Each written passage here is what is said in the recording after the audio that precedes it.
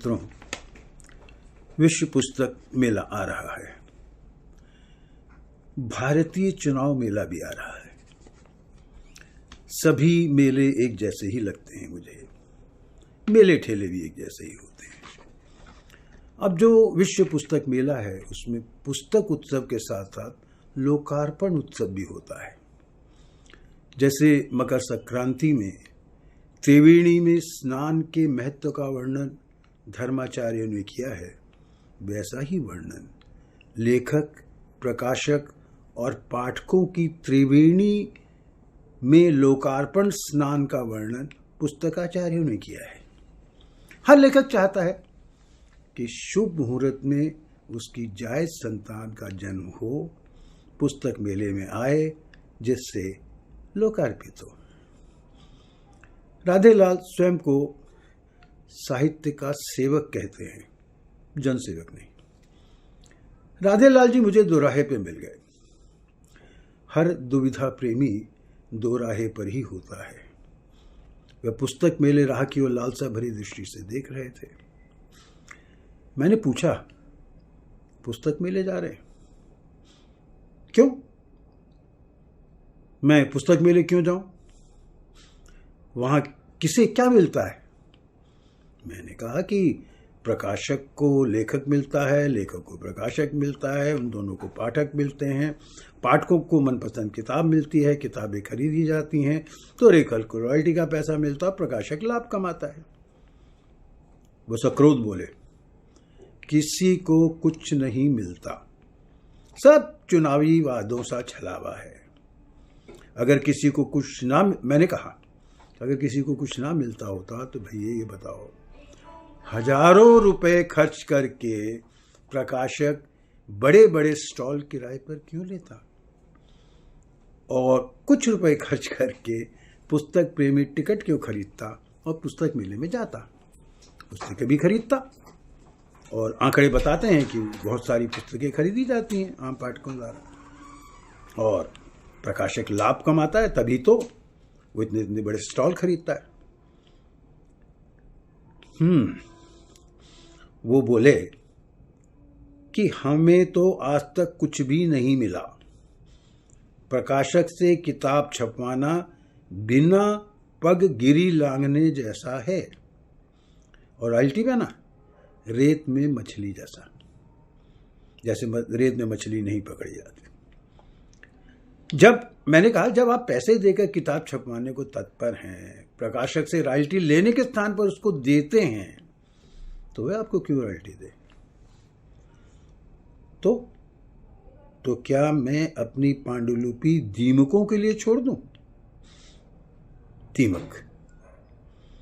अचानक मुझे उनका चेहरा दीमक लगने लगा। ऐसे में मुझे नरेश सक्सेना की एक कविता याद आ गई। आपको भी बहुत छोटी सी कविता, बहुत मारक कविता है, पढ़ी होगी आप लोगों ने, मैं याद दिला रहा हूं। दीमकों को पढ़ना नहीं आता, वे चाट जाती हैं पूरी किताब। इन दीमकों के बाद मित्रों, इसके बावजूद भी मैं आशान्वित हूं, क्योंकि एक तरफ वो दीमकें हैं और दूसरी तरफ चंद्रकांत देवताले, जो किताबों को लेके कहते हैं, फूट सकती है पानी की धारा इनमें से, और हां आग भी निकल सकती है। इन्हीं में है अपनी पुरानी बंद दीवार घड़ी, बामुश्किल सांस लेता हुआ मनुष्यों का इकट्ठा चेहरा, हमारे युद्ध और छूटे असबाब, हवाओं के किटकिटाते दांतों में फंसे हमारे सपने। मित्रों, अब पुस्तक मेला है, लेखक अपनी भावना से देखता है, प्रकाशक अपनी भावना से, पाठक अपनी भावना से, और वहां बैठा जो चाय पिलाने वाला उसकी भावना अलग है। और कुछ सरकारी कर्मचारी हैं जिनकी अपनी भावना, तो वो सरकारी ड्यूटी दे रहे हैं। तो इसलिए मुझे लगता है कि आजकल जैसे राम चर्चा है, तो ये पुस्तक मेला चर्चा इससे अछूती क्यों रही? तो इसको ले मैं ये कहना चाहूँगा कि जैसे तुलसी ने कहा, जाकी रही भावना जैसी, प्रभु मूर्ति देखी तीन तैसी। तो उसकी मुद्रा में उसके समांतर मैं बात कहूँगा कि विश्व पुस्तक मेला 3 तैसा, अब विश्व पुस्तक मेला उनको देख रहा है और वे विश्व पुस्तक मेले को देख रहे हैं। विश्व पुस्तक मेले पे ये अंक इसलिए, अब ये व्यंग्य आता यूट्यूब मासिक की जो है थोड़ी सामयिक सी पत्रिका है और इसमें हमारा प्रयत्न रहता है कि हम लोग कुछ सामग्री ऐसी लें जो उस समय चल रहा है। अलग अलग तक अभी हमने प्रवासी साहित्य पे बात की, इस बार हम गज़लों पे बात करना चाहते थे, परंतु हमारे जो अतिथि संपादक थे वो थोड़ा बीमार पड़ गए, तो मुझे ये कार्यभार लेना पड़ा। तो मुझे लगा क्यों ना मैं पुस्तक मेले पे बात करूं। पुस्तक मेले पे अब इसमें आप देखेंगे श्रीलाल शुक्ल की या चंद्रकांत देवताले की जो मैंने अभी कविता पढ़ी, या नरेश सक्सेना की कविता जो है वो पाथे में ली है, और प्रकाशक और लेखक इस पुस्तक मेले को कैसे देखते हैं ये चिंतन है।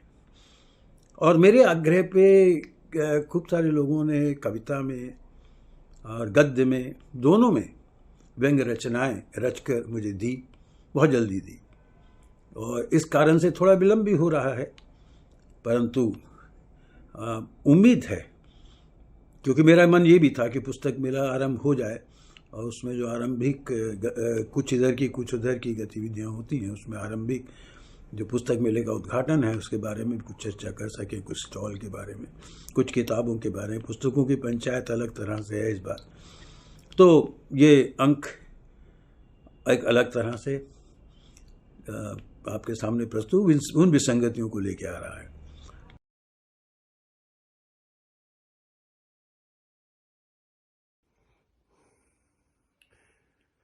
मित्रों नमस्कार, मैं Naresh Gulati San Jose California से आप सबको संबोधित हूँ और नए साल की शुभकामनाओं के साथ साथ व्यंग्य यात्रा वीडियो पत्रिका के 5वें पायदान पर सफल आगमन के समय इसकी सारी टीम को और आप सभी दर्शक श्रोता पाठक वृंद को साधुवाद देता हूँ। दोस्तों, किसी भी नई पहल की प्रारंभिक अवस्था में उसकी स्वीकार्यता और सफलता को लेकर संशय तो होते हैं, और उनकी छाप, उनकी छाया संपादक श्री भाई प्रेम जन्मेजय के वर्तमान संपादकीय वक्तव्य में भी किंचित लक्षित की जा सकती है। परंतु मेरा कहना है कि यह प्रयास, वीडियो पत्रिका को निकालने का यह प्रयास व्यंग्य यात्रा की तरफ से अत्यंत सुखद प्रतीति दे रहा है और इसकी उत्तरोत्तर सफलता और प्रसिद्धि होगी ही, इसका मुझे विश्वास है। इसका पैमाना क्या होगा वो हमारे सामने धीरे धीरे और ज्यादा समझ में आएगा। दिसंबर अंक में महत्वपूर्ण विषय प्रवासी हिंदी साहित्य में व्यंग्य का दिग्दर्शन और उपस्थिति उठाने के बाद वर्तमान जनवरी अंक को लघु व्यंग्य पर एकाग्र करके पुनः एक अत्यंत प्रासंगिक और सामयिक पक्ष पर मंथन आयोजित किया गया है। निष्कर्ष रूप में कहें तो इससे लघु व्यंग्य के आकार, प्रकार, भाषा, शिल्प और इसके फॉर्मेट में त्वरित रूप से कुछ सार्थक कह देने की जरूरत को अच्छे से संप्रेषित किया गया है। अंक के अतिथि संपादक डॉक्टर संजीव कुमार का यह कहना कि ये कहने का प्रयास कि लघु व्यंग्य को गागर में सागर भरने की चुनौती को पूर्ण करना पड़ता है, गलत नहीं है। कमोबेश यही बात प्रेम जी प्रारंभ में कहते हैं कि रचना की शर्त पूरी होनी चाहिए, व्यंग्य का आकार लघु हो या दीर्घ, इसके लिए कोई तराजू रखने की जरूरत नहीं होती। विधा के अंतर्गत की इस उपविधा को साधने को लेकर संजीव जी के साथ संवादी अर्चना चतुर्वेदी जी का कहना इस विधा को और अधिक परिभाषित करता है, और वो कहती हैं कि लघु हो या दीर्घ, शुरू से लेकर अंत तक व्यंग्य की भाषा, आस्वाद और कलेवर से संप्रेषित होना चाहिए कि वो व्यंग्य है, और जो हम पढ़ रहे हैं वो व्यंग्य लगता है। यानी कि केवल उपसंहार में कुछ कहकर लघु कथा रूप या टिप्पणी को आप व्यंग्य रूप में प्रस्तुत करके निकल नहीं सकते। पिता की समझ संबंधी इस चिंतन मंथन में लालित्य ललित, हरीश कुमार सिंह और अंजू खरबंदा भी सार्थक हस्तक्षेप करते हैं और सिंह के मुताबिक हरीश नवल आधारित उदाहरण से लघु व्यंग्य की समानता वो अंग्रेजी के हाफ लाइनर या वन लाइनर से करते हैं, किंतु ये दोनों रूप संदर्भ केवल शाब्दिक अर्थ में प्रयुक्त नहीं होते हैं, अपितु लघु के रूपक तुल्य ही माने जाते हैं। विवेक रंजन श्रीवास्तव याद करवाते हैं कि स्तंभ लेखन के रास्ते लघु व्यंग्य के चलन के समकाल में कुछ समय पहले काव्य रूप में सरोजिनी प्रीतम की क्षणिकाओं ने बरास्ता कादम्बरी अपना खूब रास्ता बनाया था। इस अंक में भी इस वीडियो पत्रिका के अब तक के विकसित रूप के अनुसार पाथेय के अंतर्गत खलील जिब्रान, गुलेरी, कमलेश्वर, परसाई और शरद जोशी के लघु व्यंग्य के पाठ सम्मिलित किए गए हैं और दूसरी ओर समकालीन लेखकों की इसी प्रकार की सार्थक व्यंग्य रचनाओं की मानगी के लिए असगर वजाहत, बलराम अग्रवाल, कमलेश भारतीय, समीक्षा तेलंग और शिखा वार्ष्णेय की रचनाओं के उनके स्वयं के द्वारा पाठ को सम्मिलित किया गया है। पठनीय और श्रवणीय हैं ये रचनाएं जिनमें शिक्षा क्षेत्र, राजनीति, परंपरा, सामाजिक व्यवहार आदि पर कटाक्ष सम्मिलित हुए हैं। पुस्तक चयन और साहित्यिक सरगर्मी वाले खंडों में भाई रामनिवास शास्त्री और कुमार सुबोध जी द्वारा अत्यंत उपयोगी सूचनाएं संकलित की गई हैं। गिरीश पंकज जी, जिन्होंने दिसंबर अंक की समीक्षा भी की है, उनके 20 खंड के साहित्य संग्रह की सूचना अत्यंत सुखद है। ऐसे ही लालित्य जी के साहित्य का संचयन भी शुरू हुआ है और पता चलता है कि उनके साहित्य के भी 9 खंड अब तक सामने आ चुके हैं और ये संख्या संभवतः 20 खंडों तक जाने वाली है। पत्रिका में वार्ताकार की वार्ता को सब टाइटल्स में भी उपलब्ध किया जा रहा है या कविता के पाठ को वीडियो स्क्रॉल में चलाना या पार्श्व में वीडियो मिक्सिंग आदि बहुत सुंदर तकनीकी वैल्यू समावेश है, जिनसे पत्रिका के कथ्य की ग्राह्यता बढ़ती है। कुंद्रा जी सहित सारी संपादन टीम को मेरी बधाई। उन सबके नाम स्क्रॉल में आए पर सामने नोट नहीं कर पाए, इसलिए सारी टीम, जितने भी लोग उसमें शामिल हैं, उनको मेरी बधाई, अभिनंदन। संपादक भाई जन्मेजय जी को पुनः अभिनंदन और कामना कि विचारों की शान पर उनके मंथन और परिकल्पनाओं में श्रीवृद्धि होती रहे और वो नए नए विषयों का चयन करते रहने में सफल हो और व्यंग्य यात्रा की इस वीडियो पत्रिका को आगे से आगे नए मरहलों तक पहुंचाने में उन्हें सफलता मिले। बहुत बहुत शुक्रिया।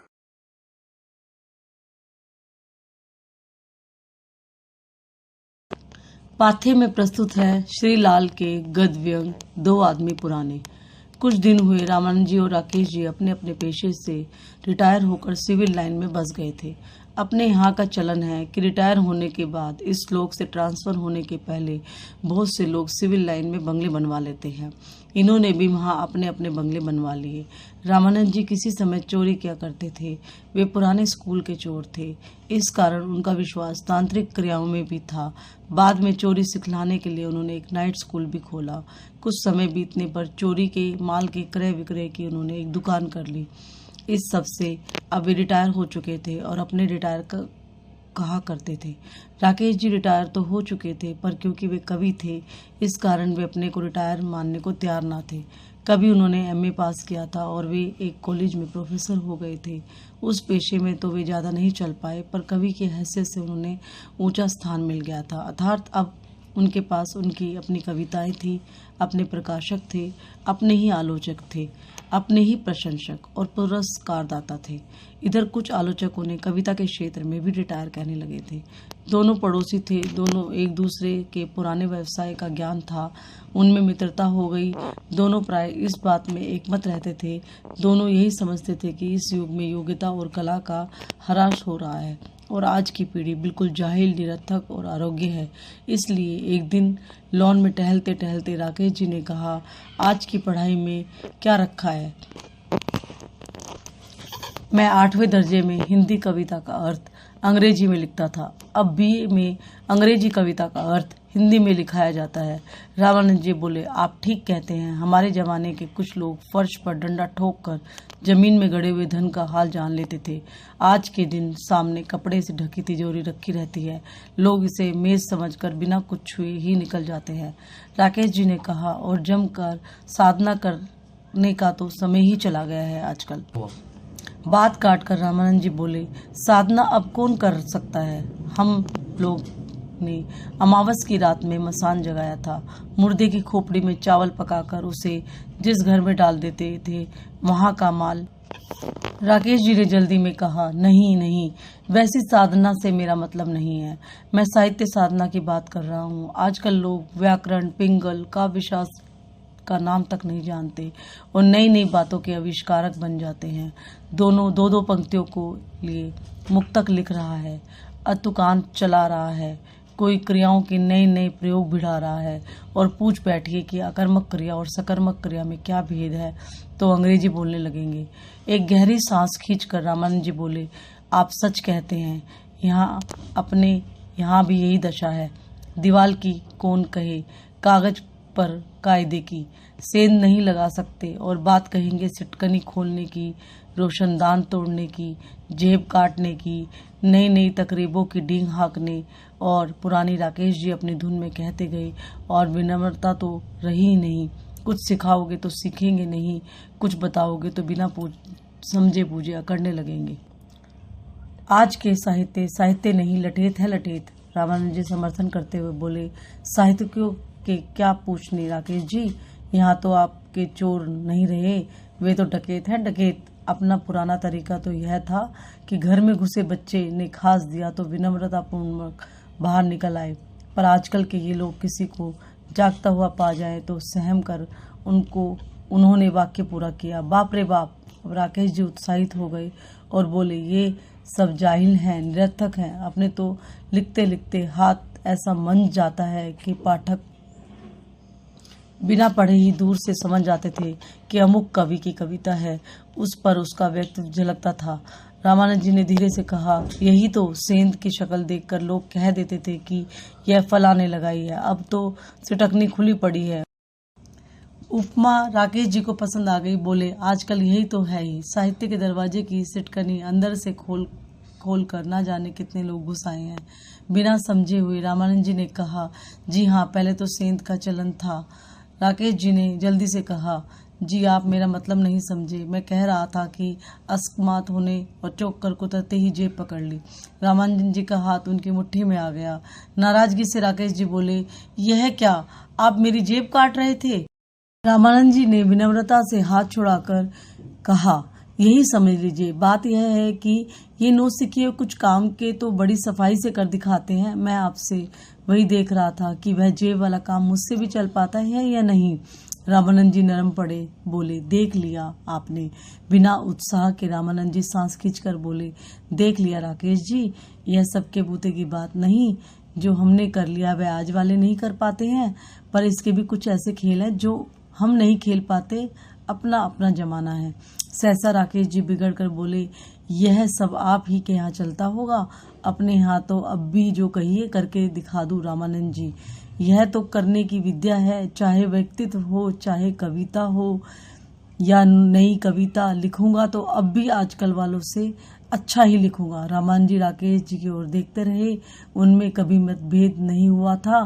पहली बार उन्हें लगा कि कुछ ऐसे भी बातें हैं जहां।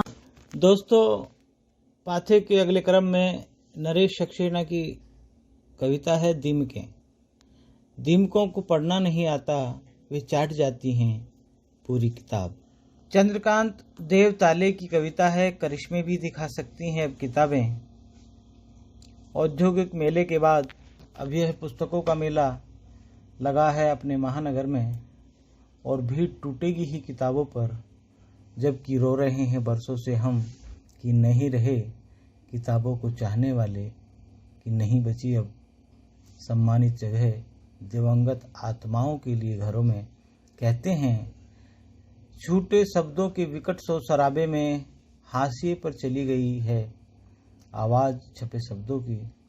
यह भी कहते हैं कि संकट में फंसे समाज और जीवन की छिन्न भिन्नताओं के दौर में ही उपजती है ताकतवर आवाज़, जो मथाती है धरती की पीड़ा के साथ, पर इन दिनों सुनाई नहीं देती। मजबूत और प्राणलेवा बंद दरवाजे हैं, अंधेरे में जैसे वैसे ही रोशनी की भी इन पर मस्तकों के धक्के मारते थे मदमस्त हाथी कभी। अब किताबें हाथी बनने से तो रहीं, पर बन रही हैं चाबियाँ, कन खजूरे निकल कर इनमें से हलकान कर रहे हैं मस्तिष्कों को।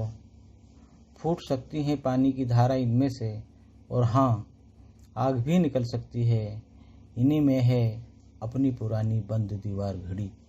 बमुश्किल सांस लेता हुआ मनुष्यों का चेहरा, हमारे युद्ध और छूटे हुए असबाब, हवाओं के किटकिटाते दांतों में फंसे हमारे सपने, रोज़मर्रा के जीवन में धड़कती हमारी अनंतता, और उन रास्तों का समूचा इतिहास जिनसे गुजरते यहाँ तक आए, और हजारों सूरज की रोशनी के नीचे धुंध और धुएं के बिछे हुए वे रास्ते भी, भविष्य जिनकी बाट जो होता है, भविष्य जिनकी बाट जो होता है। इस बार दिल्ली विश्व पुस्तक मेला 10 से 18 तक आयोजित किया जा रहा है। जैसा कि आप जानते हैं कि बुक ट्रस्ट ऑफ इंडिया हर वर्ष जनवरी या फरवरी में विश्व पुस्तक मेले का आयोजन करता है, और यह एक बहुत बड़ा आयोजन है जिसमें लाखों किताबें, लाखों लेखक आपस में मिलते हैं। मैं तो इस मेले को किताबों का और लेखकों का महाकुंभ मानता हूँ। एनबीटी बहुत अच्छा प्रबंध करती है प्रगति मैदान में, लेकिन आप जानते हैं कि दूर दूर से लोग इस मेले में आते हैं, और दिल्ली में रहने की आसानी से कोई आवास की उपलब्धता भी नहीं होती, फिर भी लोग या तो रिश्तेदारों के यहाँ या किसी यूनिवर्सिटीज़ के गेस्ट हाउस में रुकते हैं और दिन भर पुस्तक मेले में घूमते हैं। मेरा मानना है कि पुस्तक मेले में पूरे दिन लेखक रहते हैं, तो उनको एक जो मुझे कमी लगी वहाँ, वो यह लगी कि वहाँ फूड स्टॉल तो बहुत होते हैं, लेकिन वो इतने महंगे होते हैं कि हम लेखक उसको अफोर्ड नहीं कर सकते। उदाहरण के लिए एक बड़ा पाव अगर आप वहाँ लेंगे तो उसकी कीमत 40 से लेके 90 रुपए तक, कहीं कहीं तो 100 रुपए का वो बड़ा पाव मिलता है, जबकि आप तो जानते ही हैं कि एक बड़ा पाव 10-15 रुपए में मिल जाता है। तो मेरा ये निवेदन रहेगा बुक ट्रस्ट ऑफ इंडिया से भी, या जो प्रबंध करता है कैटरिंग का वहाँ पे, कि क्योंकि यहाँ सारे स्टूडेंट्स और लेखक आते हैं बहुत दूर दूर से, और उनके लिए खाने जलपान की व्यवस्था सस्ती होनी चाहिए, वो सस्ते स्टॉल हो, और ताकि हर आदमी अफोर्ड कर सके।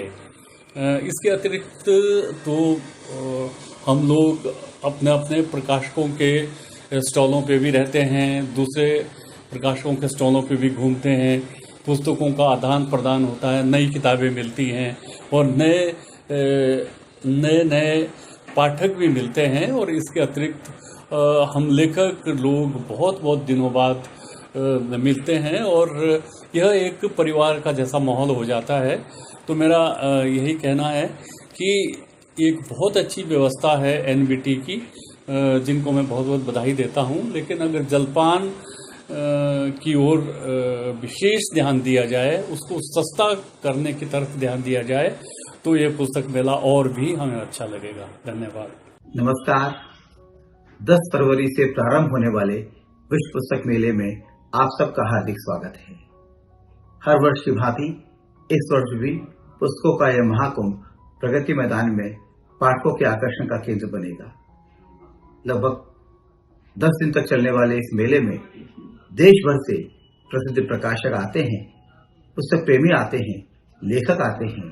एक विमर्श बनता है, एक वातावरण बनता है पुस्तकों के प्रति रुचि उत्पन्न करने का। मेरा आप सबसे आग्रह है, कृपया आप सब इस विश्व पुस्तक मेले में अवश्य पधारें। प्रभात प्रकाशन अपनी लगभग 250 नई पुस्तकों के साथ आप सबका स्वागत करने के लिए तत्पर है। हमने साहित्य और साहित्येतर विधाओं की प्रायः सभी प्रकार की पुस्तकों का प्रकाशन किया है, जिसमें हर आयु वर्ग के पाठकों को अपनी रुचि की पुस्तकें मिलेंगी। मेरा शिक्षकों और माता पिता से विशेष आग्रह है कि वे अपने छात्रों और बालक बालिकाओं को इस पुस्तक मेले में अवश्य लेकर आए, ताकि वे पुस्तकों को देखें, समझें, जानें, उनको खरीदें और एक पढ़ने का अभ्यास विकसित करें। वे जितने बड़े होते जाएंगे, कितनी भी व्यस्तता होगी, अगर पढ़ने का संस्कार पड़ गया तो वो अपनी व्यस्तता में समय निकालकर पुस्तक अवश्य पढ़ेंगे। इससे से एक पुस्तक संस्कृति विकसित होगी और हम अपने ज्ञान संपन्न समाज का निर्माण कर पाएंगे।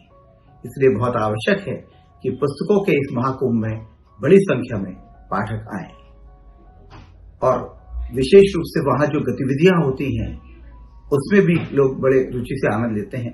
पुस्तकों के लोकार्पण होते हैं, पाठकों से लेखकों के बीच में संवाद होता है, तो कुल मिलाकर एक ऐसा वातावरण बनता है जिससे पुस्तकों के प्रति एक चेतना जागृत हो। एक स्वस्थ समाज बनाने के लिए बहुत आवश्यक है कि वो एक ज्ञान संपन्न समाज भी बने। इसके लिए बहुत आवश्यक है ऐसे पुस्तक मेले होते रहें। और हम देख रहे हैं कि जैसे जैसे हम भौतिक चीजों में बढ़ रहे हैं, हमारी आध्यात्मिक चेतना के प्रति भी हम लोगों को सजग होना पड़ेगा और वो चेतना आएगी पुस्तकों के पढ़ने से। इसलिए मेरा सबसे आह्वान है, इस पुस्तक मेले में आप सब आएं। और मैं अभिनंदन करता हूं हिंदी व्यंग्य विधा के सशक्त हस्ताक्षर डॉक्टर प्रेम जन्मेजय जी का, कि अपनी प्रसिद्ध पत्रिका व्यंग्य यात्रा के माध्यम से उन्होंने यूट्यूब चैनल भी प्रारंभ किया है। मैं उनकी सफलता के लिए शुभकामनाएं देता हूं। बहुत बहुत आभार। आप सब पुस्तक मेले में अवश्य आएं। धन्यवाद। मित्रों, यह सूचना क्रांति का समय है। सूचना के अनेक अनेक माध्यम हैं। बावजूद यह समय अच्छी किताब के पहचान के संकट का भी समय है। अच्छी किताब की पहचान कैसे हो, यह एक संकट है और पुस्तक मेले बहुत हद तक इस संकट को दूर करते हैं। पुस्तक मेलों में पाठक पहुंचकर किताब अपने हाथ में उठाता है, उसका ब्लर्ब पढ़ता है, कुछ पन्ने पलट कर देखता है और स्वयं ये तय करता है कि यह पुस्तक अच्छी है, इसे जरूर खरीदा जाना चाहिए। इस प्रकार पाठक पुस्तक मेले में जाके अपनी पसंद की किताब को तय करता है। पुस्तक मेलों में किताबों का व्यापार तो होता ही है, इसके साथ वहां लेखकों का पहुंचना एक बड़ी बात है, जिससे पाठक अपने पसंद के लेखकों से मुलाकात कर पाते हैं, उन्हें जान पाते हैं, उन्हें समझ पाते हैं। इसके साथ ही लोकार्पण, समीक्षा, चर्चा आदि इन मेलों से जुड़े हुए उपक्रम हैं, जिनका आनंद पाठकों को मिलता है। इस प्रकार पूरे देश में पुस्तक मेले जगह जगह आयोजित होने चाहिए। इनकी अपनी महत्ता है, उपादेयता है और सही किताब पाठकों तक पहुंचे, इस दिशा में पुस्तक मेले महत्वपूर्ण प्रयास करते हैं, जिसकी सराहना की जानी चाहिए। हैं डायमंड बुक्स के चेयरमैन श्री नरेंद्र वर्मा जी से विश्व पुस्तक मेले में डायमंड बुक्स की लंबी यात्रा। 51वां विश्व पुस्तक मेला प्रगति मैदान नई दिल्ली में 10 से 18 फरवरी तक लग रहा है। डायमंड बुक्स 1972 से लगातार सभी पुस्तक मेलों में सहभागी बने हैं। विश्व पुस्तक मेला पाठकों के लिए ज्ञान का भंडार है और लगभग देश के सभी भाषाओं के प्रकाशक लगभग 1 लाख से अधिक टाइटल्स के साथ सहभागिता कर रहे हैं। ये विश्व का सबसे बड़ा मेला है जहां हिंदी, अंग्रेजी तथा अन्य भारतीय और विदेशी भाषाओं की पुस्तकें और प्रकाशक उपलब्ध हैं। यहाँ न केवल आप पुस्तक को देख सकते हैं, छू सकते हैं, बल्कि रियायती दरों पर खरीद भी सकते हैं। इन मेलों में प्रकाशकों और लेखकों को आपस में वार्ता करने, संबंध स्थापित करने, देश विदेश से आए पुस्तक विक्रेताओं, प्रकाशकों के सभी प्रकाशन को देखने का अवसर मिलता है। आपस में बातचीत भी होती है, व्यवसाय भी बढ़ता है और संबंध भी मधुर होते हैं। 9 दिन तक यह उत्सव कई पुस्तकों के लोकार्पण का साझीदार बनता है। पुस्तक संबंधी अनेक समस्याओं के निवारण के लिए लेखक, प्रकाशक, भाषाविद और पाठकों का आपस में वार्तालाप होता है और कई नई जिज्ञासाएं उत्पन्न होती हैं। जैसे कि पुस्तक मेलों में जाने से मुझे ये अनुभव हुआ कि हमें जासूसी उपन्यास, हास्य व्यंग की पुस्तकें और कॉमिक्स वगैरह प्रकाशित करने चाहिए। पहले विश्व पुस्तक मेले में हमने हिंदी की मात्र ₹1 सीरीज की 10 पुस्तकों का लोकार्पण किया, जिसके प्रमुख थी जात न पूछे कोई, गुरुदत्त, गुलिस्तां, शेख सादी आदि। वह दरअसल प्रकाशक को पता होता है कि किस तरह की पुस्तकें खरीदी जाएंगी। उसी समय हमने चाचा चौधरी कॉमिक्स, जासूसी उपन्यासों और शायरी की पुस्तकें प्रकाशित की। हमें पुस्तकों के संस्करण पुस्तकों मेले के बेच दिए गए थे। इधर पुस्तकों की पठन रुचि में कुछ कमी आई है, लेकिन किसी विषय वस्तु की विस्तार से जानकारी प्राप्त करने के लिए पुस्तकों का पढ़ना, लाइब्रेरियों का होना और शोध के लिए किसी विषय की विस्तृत तरीके के अध्ययन करने के लिए पुस्तकों की जरूरत हमेशा बनी रहेगी, चाहे उसका माध्यम इलेक्ट्रॉनिक बुक्स ही क्यों ना हो। यह भी सच है कि आपके अकेले वक्त की सबसे अच्छी साथी पुस्तक है, जो आपको ज्ञान भी देती है और मित्रता भी निभाती है। पुस्तकें पढ़ें, पुस्तकें खरीदें। संपर्क करें Narendra Kumar Verma, nk@dpv.in, 981-000-8004. Visit www.diamondbook.in. दोस्तों नमस्कार। विश्व पुस्तक मेला बिल्कुल दरवाजे पर है और मैं नीरज मित्तल भावना प्रकाशन विश्व पुस्तक मेले की दुनिया में आपका स्वागत करता हूँ। सबसे पहले प्रेम जन्मजय जी का हृदय तल से आभार, जिन्होंने व्यंग यात्रा का परचम और उसकी कमान चहुं ओर फैला रखी है। मेले की दुनिया, पुस्तकें, किस्से, एक ऐसा मंच जहां पाठक, लेखक, संपादक और प्रकाशक एक जगह आपको मिलते हैं। किताबों के शब्दों की दुनिया और उसमें बसी खुशबू जिसमें आप खो जाना चाहते हैं। एक ऐसा महोत्सव है जिसका इंतजार हर पुस्तक प्रेमी करता है। 1972 से शुरू हुए इस विश्व पुस्तक मेले में जिसमें देश विदेश के हजारों प्रकाशकों ने भागीदारी करी, और हम खुशनसीब हैं कि 1978 से भावना प्रकाशन लगातार विश्व पुस्तक मेले में दस्तक देता रहा। कौन कहता है कि पढ़ने वाले नहीं रहे? शायद ये हमारी बदकिस्मती है कि हम उन तक नहीं पहुंच पा रहे या उनकी पसंद का हम सामने नहीं ला पा रहे। पिछले कुछ वर्षों से युवाओं में पढ़ने का रुझान तेजी से बढ़ा है, चाहे वो डिजिटल हो, चाहे वो टैब हो, चाहे वो किताब हो या PDF हो, कुछ भी हो। युवाओं में आपको पढ़ते हुए मेट्रो में, सिनेमा हॉल्स में, हॉल्स के बाहर हर जगह आपको आजकल मिलती है।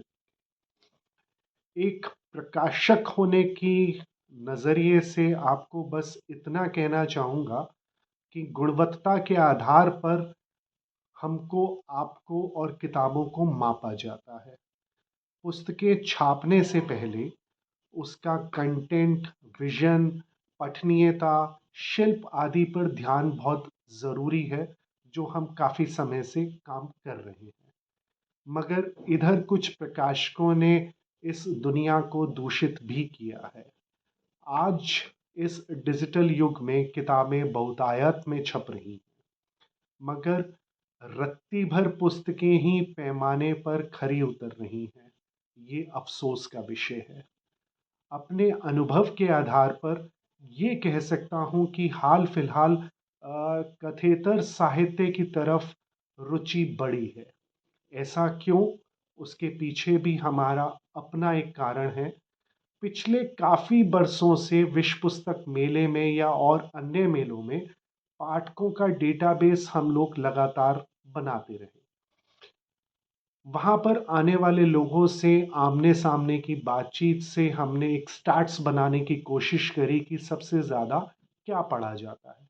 क्या वो व्यंग है, क्या वो उपन्यास, कहानी, कथेतर, जीवनी, राजनीति, कविताएं, ऐसा क्या है जो युवा या कोई भी वर्ग पढ़ने के लिए लालायित रहता है। किताब छाप भर देने से ना लेखक को, ना प्रकाशक को और ना ही पाठक को कुछ मिलता है।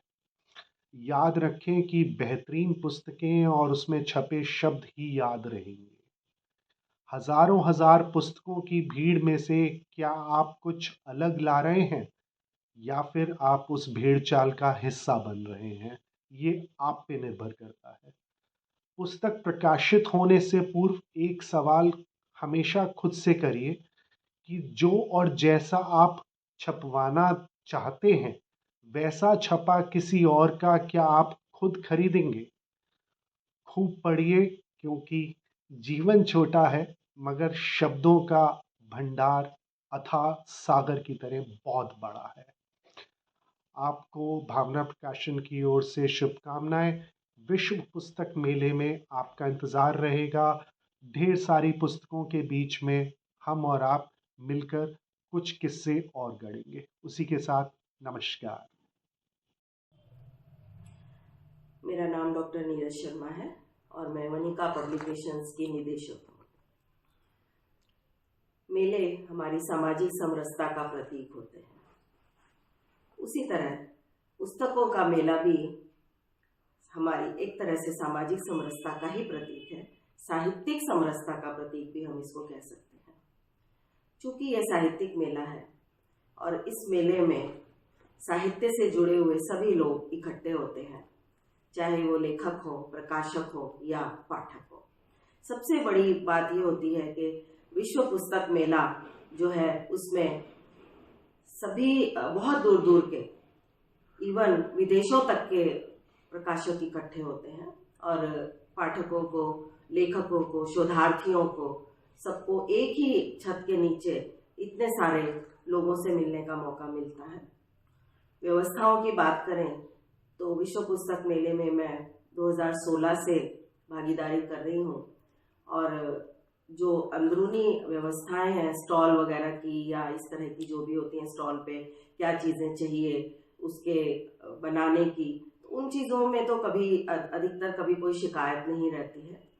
लेकिन यदि हम देखें कोई भी हो, बहुत बड़ा जब आयोजन होता है तो अच्छे के साथ साथ कुछ गलत चीज़ें भी उसमें होती हैं, दुश्वारियाँ भी होती हैं। दुश्वारियों की यदि हम बात करें तो अक्सर देखा है कि कहने को तो यह पुस्तक मेला है, लेकिन पुस्तकों के साथ साथ बहुत से ऐसे स्टॉलों को भी परमिशन दे दी जाती है जो कि केवल सत्संग वगैरह का या पुस्तकों से अतिरिक्त अलग कोई काम कर रहे हैं। ऐसे मेरा कहना है, मेरा अनुरोध है कि ऐसे स्टॉल को एटलीस्ट पुस्तकों के बीच में स्थान नहीं दिया जाए। यदि देना भी है तो उसका एक अलग सेक्शन बना दिया जाना चाहिए ताकि प्रकाशकों के बीच में उनके काम में बाधा या व्यवधान उत्पन्न ना हो।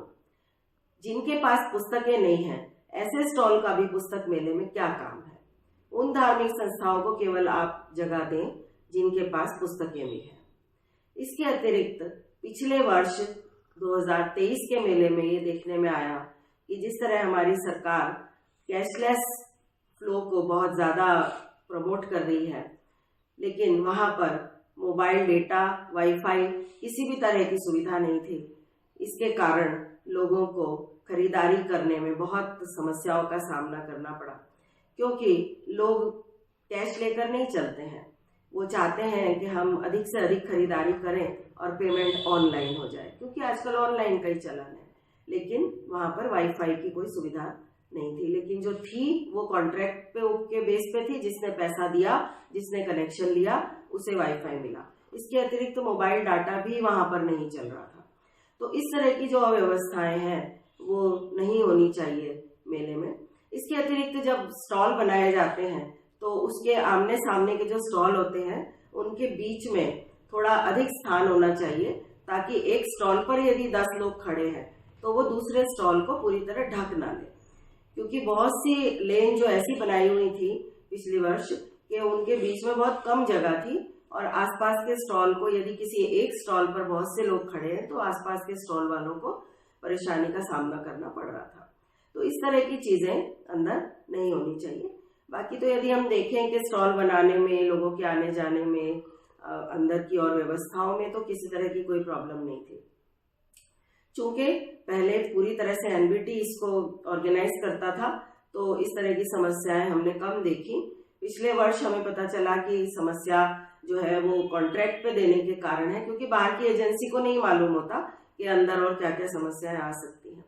तो बाहर की एजेंसी की अपेक्षा एनबीटी ही अगर इसको करता है तो वो ज़्यादा ठीक लगता है हमें, अपने अनुभव के आधार पर।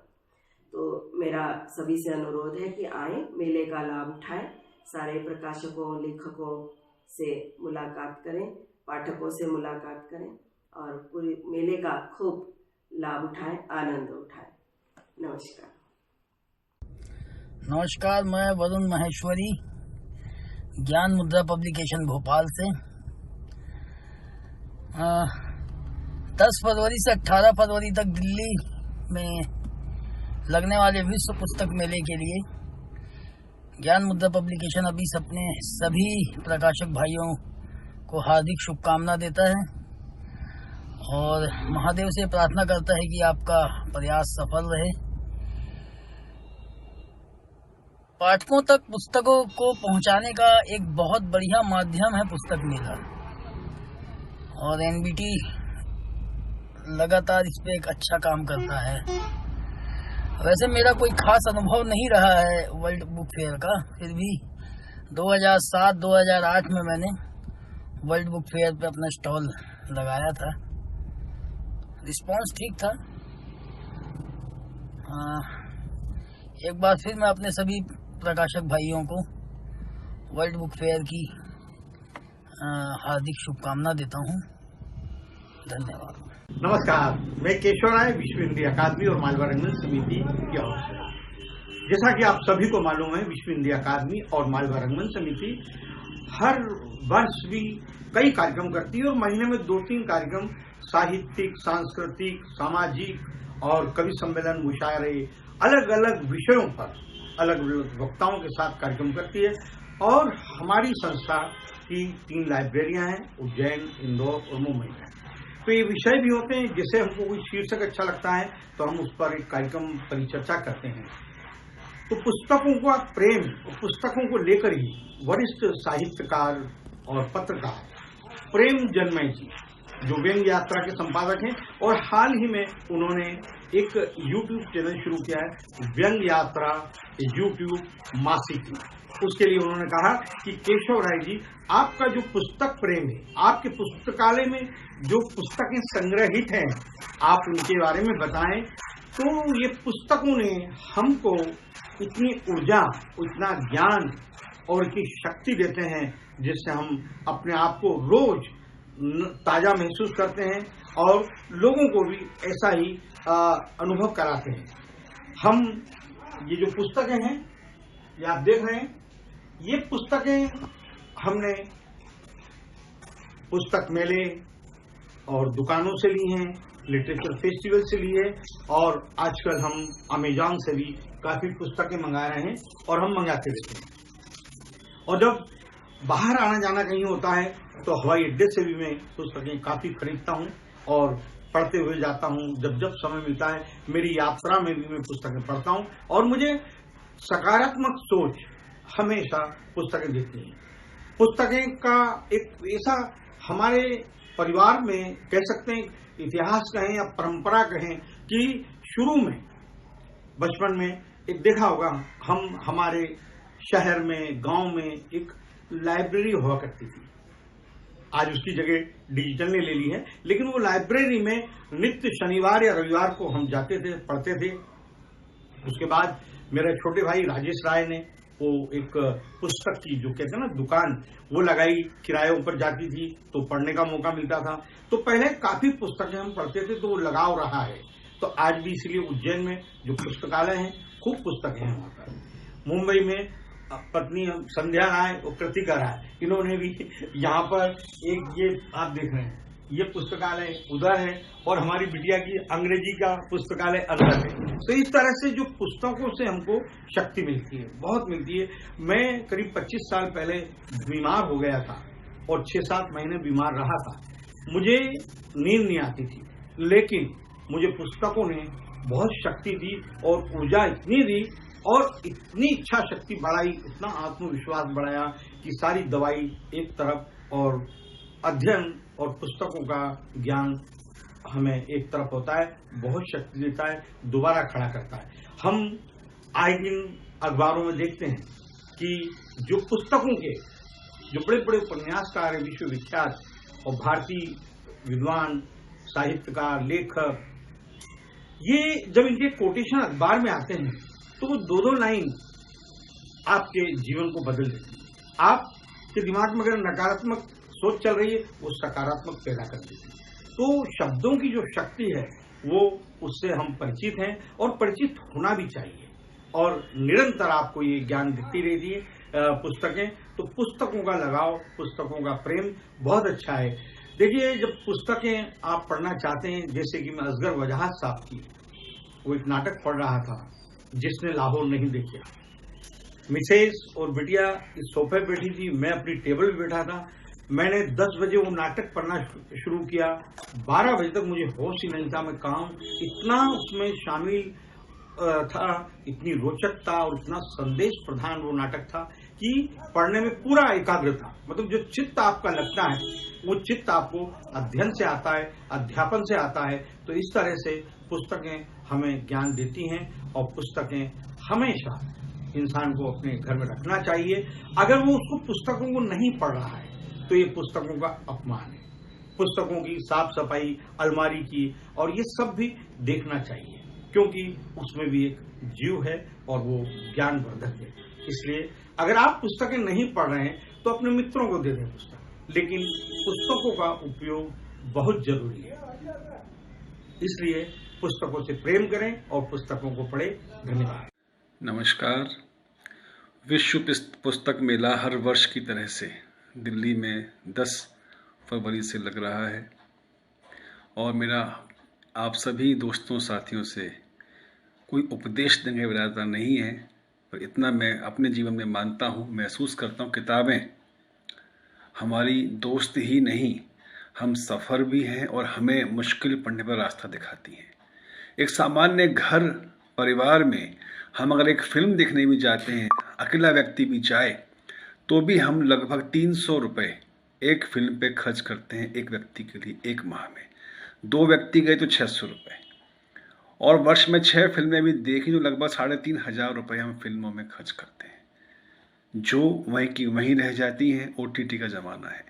किताबें नई से नई, क्लासिक से क्लासिक हमारे साथ हमेशा रहती हैं। तो ज़्यादा नहीं तो अगर साल में आप 3,000 रुपये भी किताबों पे खर्च करते हैं, ये आपको लाखों का मानसिक वृद्धि और सोच में नई दृष्टि देती है, आपको लोगों से कनेक्ट करती हैं, जोड़ती हैं। मेरा अनुरोध ये रहेगा कि हम अच्छी किताबों को, चाहे आप पहले से किताबें पढ़ते हो या नहीं पढ़ते हो, पर आज से अच्छी किताबों को अपनाएं। और मैं कुछ नाम ले रहा हूँ: भीष्म साहनी, अमरकांत, राजेंद्र यादव, मैत्री पुष्पा, ज्ञान चतुर्वेदी, कुसुम खेमानी, ममता कालिया और प्रेम जन्मेजय के व्यंग्य उपन्यास, व्यंग्य पत्रिकाएं, हमारे मित्र ललित ललित किताबें, उनके व्यंग्य, इसके अलावा अनामिका, कुमार अंबुज, ज्ञानेंद्र पति से लेकर के सुमा बंदोपाध्याय जो बहुत अच्छी कथाकार हैं और जिन्हें साहित्य अकादमी का अनुवाद पुरस्कार मिला है, इन सब की किताबों को हम पढ़ सकते हैं, पुस्तक मेले में देख सकते हैं। इसके अलावा शीला शुक्ल का राग दरबारी हर घर में होना चाहिए। और ये किताब, इसके पत्रिकाएं भी हैं। प्रेम जन्मेजय की पत्रिका व्यंग्य यात्रा नियमित निकल रही है, इसकी मेंबरशिप हमें मिलेगी। साहित्य अकादमी की समकालीन भारतीय साहित्य अमृत के अलावा बहुत सी अच्छी अच्छी पत्रिकाओं की मेंबरशिप आप वहाँ से ले सकते हैं। अंत में मैं कहना चाहूँगा कि हम अपने बाहरी रखरखाव, कपड़ों पर बहुत पैसा खर्च करते हैं, लेकिन हमारा मन और दिल ये स्वच्छ, सक्रिय, एक्टिव कैसे बनेगा, इसमें योगदान सिर्फ और सिर्फ किताबों का है। मैं आपसे अनुरोध करूँगा, किताबें पढ़िए, किताबें खरीदिए और उपहार में भी जन्मदिन आदि पर किताबों का ही उपहार दीजिए। आप उपहार देने के लिए भी विश्व पुस्तक मेले से पुस्तकें ले सकते हैं और एक प्रति नहीं 3-3 प्रतियां लीजिए अच्छी किताबों की, जिन्हें आप अपने दोस्तों में, अपने सर्किल में बांट सकते हैं। मुझे उम्मीद है इस विश्व पुस्तक मेले के अनुष्ठान में आप सभी अपना अपना सहयोग अवश्य देंगे। मित्रों नमस्कार। प्रेम जन्मेजय जी का आदेश आया कि पुस्तक मेले के लिए कुछ बोलना है। बहुत सोचता रहा कि क्या बोला जाए। लगभग सभी लेखक मित्र, प्रकाशक मित्र जानते हैं कि प्रत्येक वर्ष पुस्तक मेला होता है और आता है, चला जाता है। पुस्तक मेला एक ऐसा अवसर है जिसमें लेखक अपने को पुस्तकों के माध्यम से तलाशता है। साहित्य में स्वयं की उपस्थिति को आंकता है। प्रकाशकों के लिए एक व्यवसाय का अवसर है, पाठकों के लिए एक अथाह पुस्तकों का भंडार है, जिसको जिस भी रुचि की पुस्तक चाहिए वह उसको मिल जाती है। मेला आरंभ होने से पहले अनगिनत किताबें छपने लगती हैं और लगभग 1-1.5 माह पूर्व से सारे प्रकाशक पुस्तक मेले के लिए व्यस्त हो जाते हैं। इस पूरी आपाधापी में कहीं न कहीं मुझे लगता है प्रत्येक वर्ष मेला आता है, चला जाता है, लेकिन कुछ ऐसी बातें हैं जो नहीं होती हैं, यदा कदा होती भी हैं तो उसकी कोई परिणति नहीं होती है। जैसे कि अभी हम कुछ मित्र बैठकर बात कर रहे थे कि लेखकों की छपाक की आकांक्षा को प्रकाशक कैसे दोहन करता है। ऐसे अनेक प्रसंग हैं कि किताबें बिकती हैं और अच्छी खासी बिकती हैं, सरकारी खरीद होती है, लेकिन कोई ऐसा तरीका नहीं है कि लेखक को यह जानकारी हो कि उसकी कितनी किताबें वास्तव में बिकी। मैंने पहले भी बहुत बार यह सुझाव दिया है कि जब किसी खरीद में प्रकाशक को चिट्ठी जाती है तो उसके साथ साथ लेखक को भी यह चिट्ठी जानी चाहिए कि फला विभाग द्वारा उसकी इतनी पुस्तकें खरीदी गई। इससे लेखक को भी बहुत एक प्रसन्नता होगी, उसको भी एक अच्छी अनुभूति होगी। प्रकाशकों का व्यवसाय है, इसमें कोई दो राय नहीं। उनके पुस्तक प्रकाशन में पैसे खर्च होते हैं, धन खर्च होता है और उनका पैसे कमाना उनका एक व्यावसायिक अधिकार है। लेकिन व्यवसाय में नैतिकता बहुत आवश्यक है। बहुत सारे प्रकाशक बहुत ईमानदारी से लेखकों के बीच में रॉयल्टी और अपना सही हिसाब किताब रखते हैं, लेकिन यह भी सत्य है कि बहुत से प्रकाशक बेईमानी की पूरी पराकाष्ठा और हद को तोड़ देते हैं। मेरे सामने ऐसे अनेक प्रसंग आए कि प्रकाशक ने वादा करने के बाद अपनी मीठी मीठी बातों में लपेटने के बाद अंत में जब पुस्तक छप गई, पुस्तक चर्चित हो गई और उसके बाद प्रकाशक पैसा देने से मुकर गया। उसका यह तर्क था कि पुस्तक छपने से तो लेखक का भी नाम हुआ है, लेखक भी तो स्थापित हुआ है। मित्रों, यह विचारणीय प्रश्न है, क्या लेखक केवल पुस्तक छपने से प्रसिद्ध होता है, यह क्या प्रकाशक के गुण से है या उस कृति का गुण है ये, या उस कृति के कारण लेखक स्थापित होता है? यदि केवल छपने से कोई लेखक स्थापित होता तो सारे लेखक स्थापित हो गए होते। ऐसा नहीं है। जिसमें पुस्तक में कोई गुणवत्ता होगी, जिस पुस्तक में कोई बात होगी, वह लेखक स्थापित होगा, उस लेखक को दुनिया जानेगी। तो मुझे लगता है यह एक बहुत लंबा विषय है। पुस्तक मेले आएंगे जाएंगे, लेकिन पुस्तक मेले के समय में मुझे लगता है लेखकों का कोई ऐसा संघ नहीं है, न अब तक कोई ऐसी बात करता है, अनेक संघ होने के बावजूद भी, कि जो लेखकों के हित की बात करे। यदि कोई लेखक पीड़ित है किसी प्रकाशक से, तो वह जहाँ पर अपनी बात रख सके। बहुत से लेखक प्रकाशकों द्वारा पीड़ित होने के बाद भी अपनी बात कहने में संकोच करते हैं या सबके सामने नहीं रखते हैं। मुझे लगता है इस बिंदु पर ध्यान देना चाहिए। दूसरी बात, आज बहुत सारी किताबों में बहुत सारी अशुद्धियाँ हो रही हैं, जो मैं स्वयं भुक्तभोगी हूँ। चूँकि जो हिंदी के प्रूफ रीडर हैं उनकी संख्या निरंतर कम हो रही है, अच्छे हिंदी के प्रूफ रीडर नहीं है। अंग्रेजी की सामग्री को तो तकनीक प्रूफ रीडिंग बहुत अच्छी कर देती है, लेकिन हिंदी में अभी इतनी सुविधाएं उपलब्ध या गुणवत्ता के स्तर पर इतने अच्छे सॉफ्टवेयर अभी नहीं हैं। मुझे लगता है कि इस पर भी ध्यान देना होगा और अपने सारे लेखक मित्रों को, प्रकाशक मित्रों को मैं इस पुस्तक मेले के ऊपर हार्दिक शुभकामनाएं प्रदान करता हूं। बहुत बहुत धन्यवाद।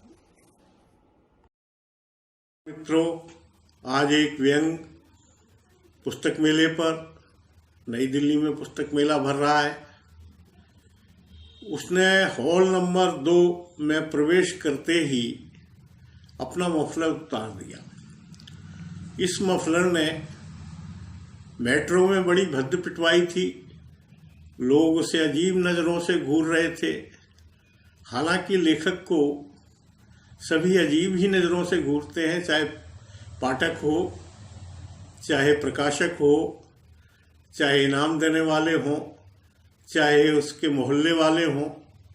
उसको विचित्र प्राणी माना जाता है और यही कारण था कि आज मेट्रो में भी उसे किसी दूसरे ग्रह का प्राणी मानकर लोग देख रहे थे।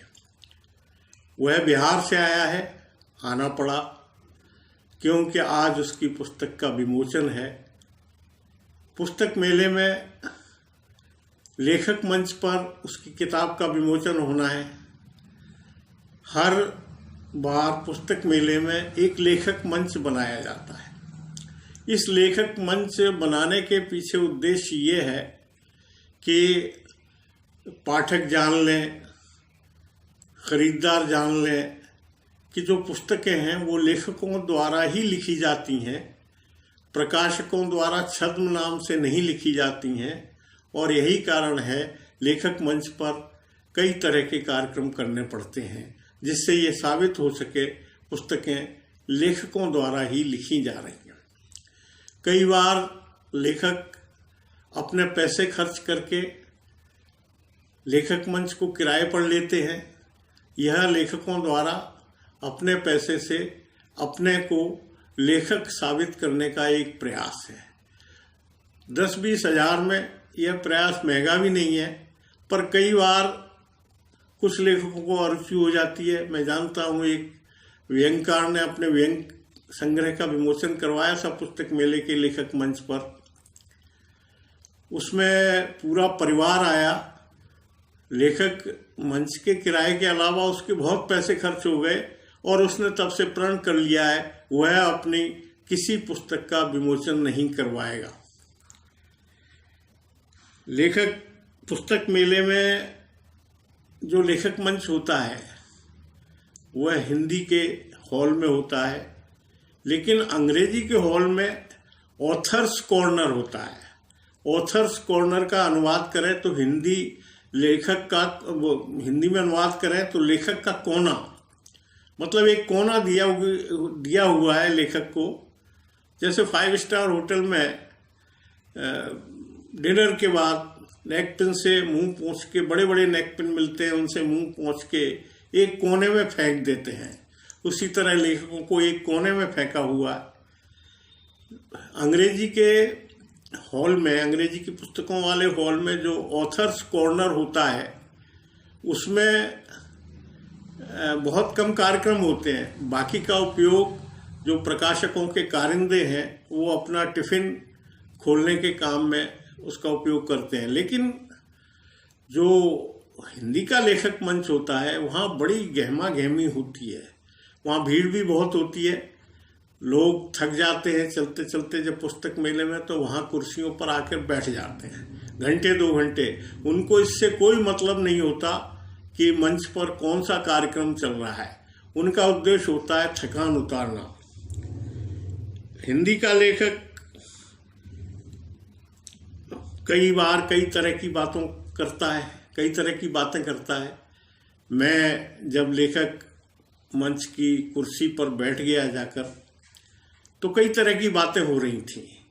मेरे साथ दिक्कत यह है कि मुझे यूरिक एसिड है और लंबे समय तक मैं चल नहीं पाता, तो लेखक मंच मुझे बहुत राहत देता है। बात हो रही थी, कोई लेखक कह रहा था कि आज उसकी तलाशी ली गई, उसकी अटैची में एक शराब की बोतल मिली, जिसे उन्होंने डस्टबिन में फेंक दिया मेट्रो के सुरक्षा कर्मियों ने। जबकि उस लेखक ने कहा भाई तुम पी लेना, पर नहीं, उन्होंने फेंक दिया। उन्होंने कहा आपको आपत्ति है तो बस से यात्रा करें। अब इसी बात को लेकर लेखक मंच के सामने बैठे श्रोताओं में चर्चा होने लगी। कोई कयास लगा रहा था कि वह शराब की बोतल क्या ओल्ड मंक की थी या किसी देशी ब्रांड की थी। इस तरह के चर्चे चलते रहे। यहाँ मुझे एक ऐसा व्यक्ति मिला जो पिछले 2 घंटे से, मतलब सुबह 11 बजे से लेखक मंच के सामने कुर्सियों पर बैठा हुआ था और शाम के 5 बजे तक बैठने वाला था। मुझे लगा यही वह व्यक्ति है, यही वह असली पाठक है जो लेखक मंच के कार्यक्रमों को आत्मसात कर रहा है। वह हिंदी साहित्य का सच्चा सेवक है। मैंने इस बाबत उससे पूछा तो उसने बताया मुझे फालतू बातों से कोई मतलब नहीं है, माइक है तो लोग बोलेंगे, मुझे इस बकवास में कोई रुचि भी नहीं है। ज्यादा कुरेदने पर उसने बताया कि वह इसलिए बैठा है क्योंकि उसे दस्त लग रहे हैं। मैंने पूछा क्या विमोचन और विचार गोष्ठी से दस्तों में फायदा होता है, तो वह बिगड़ गया। बोला ऐसा नहीं है, दरअसल लेखक मंच के ठीक पीछे जो जन सुविधाएं हैं उनका मैं 11 बजे से इस्तेमाल कर रहा हूँ। वहां तक पहुंचने में मुश्किल से 20 सेकंड लगते हैं। उसकी दूरदर्शिता पर मैं फिदा हो गया। मैं लेखक मंच बनाने वालों की दूरदर्शिता का भी कायल हो गया। कितना ध्यान रखते हैं लोगों का। पुस्तक मेला प्रकाशकों के लिए दीपावली का त्योहार होता है, जबकि लेखकों के लिए होली का त्योहार होता है।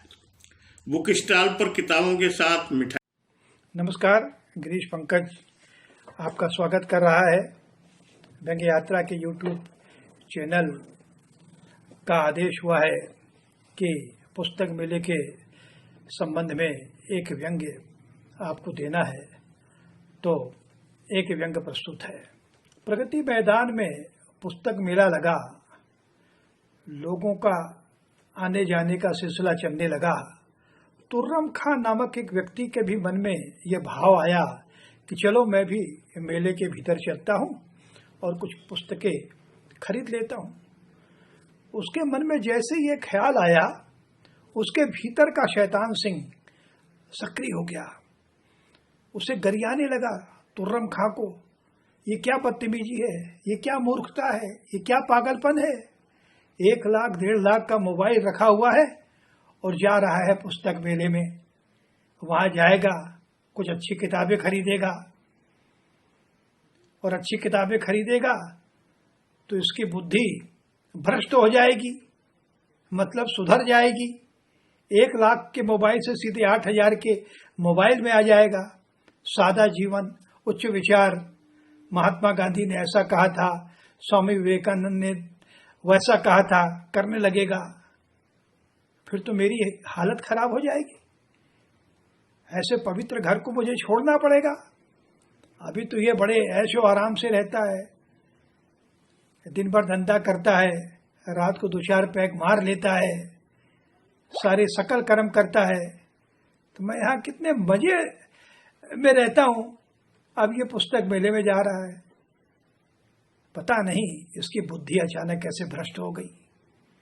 शैतान सिंह इतना अंदर सोच ही रहा था, तभी तुर्रम खां के मन में यह विचार आया कि अरे मैं क्या पागलपन कर रहा हूँ, मैं पुस्तक मेले में जा रहा हूँ, मुझे किसी बार में जाना था, वहाँ बैठता दारू पीता मित्रों के साथ, यहाँ जबरदस्ती आ रहा हूँ, 2-4 हज़ार रुपये की किताब खरीद लूँगा,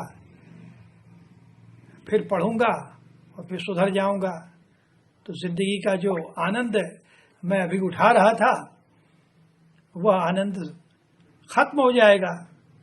ऐसा जब वो सोचने लगा तो शैतान से बड़ा खुश हुआ। अरे वाह वाह, जैसा मैं चाहता था ये तुर्रम खां बिल्कुल वैसा ही कर रहा है। इसके अब ये लाइन से आ गया, अब इसकी बुद्धि ठीक काम कर रही है। इसको भगवान इसी तरह की, भगवान नहीं शैतान इस तरह से बुद्धि देता रहे। चल तुर्रम खां वापस लौट चल। और सचमुच तुर्रम खां वापस लौटने लगा। शैतान सिंह बड़ा खुश हुआ कि अब ये वापस जा रहा है, मजा आ गया। लेकिन अचानक तुर्रम खां के भीतर बैठा ज्ञान मार्गी चेला सक्रिय हो गया। उसने तुर्रम खां को आवाज लगाई, अरे नादान, ये तू क्या कर रहा है? इतनी महान जगह आया और वापस जा रहा है, नदी के किनारे आया और प्यासा लौट रहा है। अरे जा, भीतर जा, कुछ अच्छी किताबें खरीद, जीवन को अपने सुधार। हमेशा राग रंग में डूबा रहता है, तरह तरह की नीली पीली फिल्में देखता रहता है, 24 घंटे मुन्ना भाई की तरह मोबाइल में लगा रहता है। पुस्तक मेले में जा, वहाँ अच्छी अच्छी रचनाएं तुझे मिलेंगी, सत साहित्य मिलेगा, गीता प्रेस गोरखपुर की किताबें मिलेंगी, तरह तरह के प्रकाशक हैं, अच्छी किताबें छापते हैं, वो खरीदना, तेरा भला होगा। तू गलत दिशा में जा रहा है, सुधर जा बच्चे, जा किताब मेले में जा। तुर्रम खां फिर मुड़ गया किताब मेले की ओर, बढ़ने लगा तेजी के साथ। उसने कहा नहीं, मुझे किताब मेले में ही जाना चाहिए, एक बार जा करके मैं तो देखूं तो किताबें होती कैसी हैं, उनको अपने हाथों में उठाऊं, उनको पढूं। सुना है किताब पढ़ने से लोग का जीवन बदल जाता है। अब मैं भी नेक मार्ग की ओर जाना चाहता हूँ। अच्छी बहुत हो गई जीवन की अय्याशी, अब थोड़ा सा कुछ पुण्य कमाऊं, कुछ अच्छा पढ़ूं और अपना जीवन सुधारूं। यह सोचकर तुर्रम खां तेजी के साथ पुस्तक मेले की ओर चल पड़ा और उसके भीतर का शैतान सिंह उसे गाली देता रहा, नास पिटे, कर्म जले, तू मर जा, तेरा सत्यानाश हो, अब मैं तुझे छोड़कर जा रहा हूँ। इतना बोलकर शैतान सिंह उसके भीतर से निकल गया और उसको देख करके अंदर बैठा ज्ञान सिंह प्रसन्न हो गया और बोला, अब वाह वाह क्या बात है तुर्रम खां, अब तुम सही मायने में मनुष्य बनने की ओर बढ़ चले हो, तुम्हारा बहुत बहुत स्वागत है, बहुत बहुत स्वागत है। धन्यवाद मित्रों, यह एक मेरी व्यंग रचना थी। अगर मैं इसे पढ़ता तो शायद काफी समय लग जाता, इसलिए मैंने उसका सार संक्षेप आपके सामने रखा कि पुस्तक मेले का औचित्य क्या है। तो श्रेष्ठ साहित्य पढ़ते हैं और अपने जीवन को संवारते हैं। बहुत बहुत धन्यवाद। नमस्कार मित्रों, विश्व पुस्तक मेला दिल्ली में बिल्कुल सज धर कर तैयार है। इस मौके पर मेरी हाजिरी तो ज़रा संदिग्ध हो गई है, क्योंकि मेरे पास तो इस मेले में बेचने के लिए कोई किताब है नहीं और मैं सेल्समैन बनकर अपनी किताबें बेच भी नहीं पाता, लिहाजा मेरा आना संदिग्ध है। लेकिन मेरी कविताएं, मेरी गज़लें आपके लिए हमेशा हाजिर रहती हैं। इस पुस्तक मेले में भी मैंने आपके लिए कुछ रचनाएं लिखी हैं। सुनिए, पहली गज़ल है कि लेखक क्रेता है, लेखक विक्रेता है। लेखक क्रेता है, लेखक विक्रेता है, लेखक कलयुग है, लेखक ही त्रेता है। लेखक क्रेता है, लेखक विक्रेता है, लेखक कलयुग है, लेखक ही त्रेता है। और शेर सुनिए कि पाठक की तलाश में भटक रहे हैं सब। विश्व पुस्तक मेला। पाठक की तलाश में भटक रहे हैं सब, पाठक ही किताब के अंडे सेता है। पाठक की तलाश में भटक रहे हैं सब, पाठक ही किताब के अंडे सेता है। और लेखक राजनीति है, भाग्य विधाता भी। लेखक राजनीति है, भाग्य विधाता भी। और लेखक नेता है, लेखक अभिनेता है, लेखक कलयुग है, लेखक ही त्रेता है। और शेर सुनिए कि लेखक तुलसी है, लेखक कबीर भी लेखक है। तुलसी है, लेखक कबीर भी लेखक है, लेखक ही हर युग में क्रांति प्रणेता है। तुलसी है, कबीर है, तुलसी है, लेखक कबीर भी लेखक है, लेखक ही हर युग में क्रांति प्रणेता है। पुस्तक मेला है, लेखक बुक सेलर है। पुस्तक मेला है, लेखक बुक सेलर है, लेखक नायक है, लेखक अध्येता है। और लेखक अर्थव्यवस्था है यदि मानो तो। लेखक अर्थव्यवस्था है यदि मानो तो, नाव प्रकाशक की लेखक ही खेता है। लेखक अर्थव्यवस्था है यदि मानो तो, नाव प्रकाशक की लेखक ही खेता है। और लेखक प्राण प्रतिष्ठा है, मंदिर है लेखक। लेखक प्राण प्रतिष्ठा, मंदिर है लेखक। लेखक नदियाँ है, अनुभव की रेता है रेत। लेखक नदियाँ है, अनुभव की रेता है। और आखिरी शेर कि लेखक युद्ध भूमि है, सैनिक है लेखक। लेखक युद्ध भूमि है, सैनिक है लेखक। लेखक हारा हुआ सदैव विजेता है, लेखक हारा हुआ सदैव विजेता है। लेखक क्रेता है, लेखक विक्रेता है। और लेखक कलयुग है, लेखक ही त्रेता है। पुस्तक मेले की दूसरी गज़ल। ये गज़ल पहली गज़ल के मुकाबले थोड़ी भिन्न है। सुनिए कि जो चाहो सो पाओ पुस्तक मेले में, जो चाहो सो पाओ पुस्तक मेले में, आओ खेलो खाओ पुस्तक मेले में। जो चाहो सो पाओ पुस्तक मेले में, पुस्तक मेला है मदार है आओ तो। पुस्तक मेला है मदार है आओ तो, बड़ों बड़ों को पाओ पुस्तक मेले में। आओ खेलो खाओ पुस्तक मेले में। इस बसंत के मौसम में आयोजित है, फिर बसंत के मौसम में आयोजित है। नैना खूब लड़ाओ पुस्तक मेले में, जो चाहो सो पाओ पुस्तक मेले में। और शेर सुनिए, खास शेर कि लेखक यहाँ प्रवक्ता वक्ता श्रोता खुद। लेखक यहाँ प्रवक्ता वक्ता श्रोता खुद।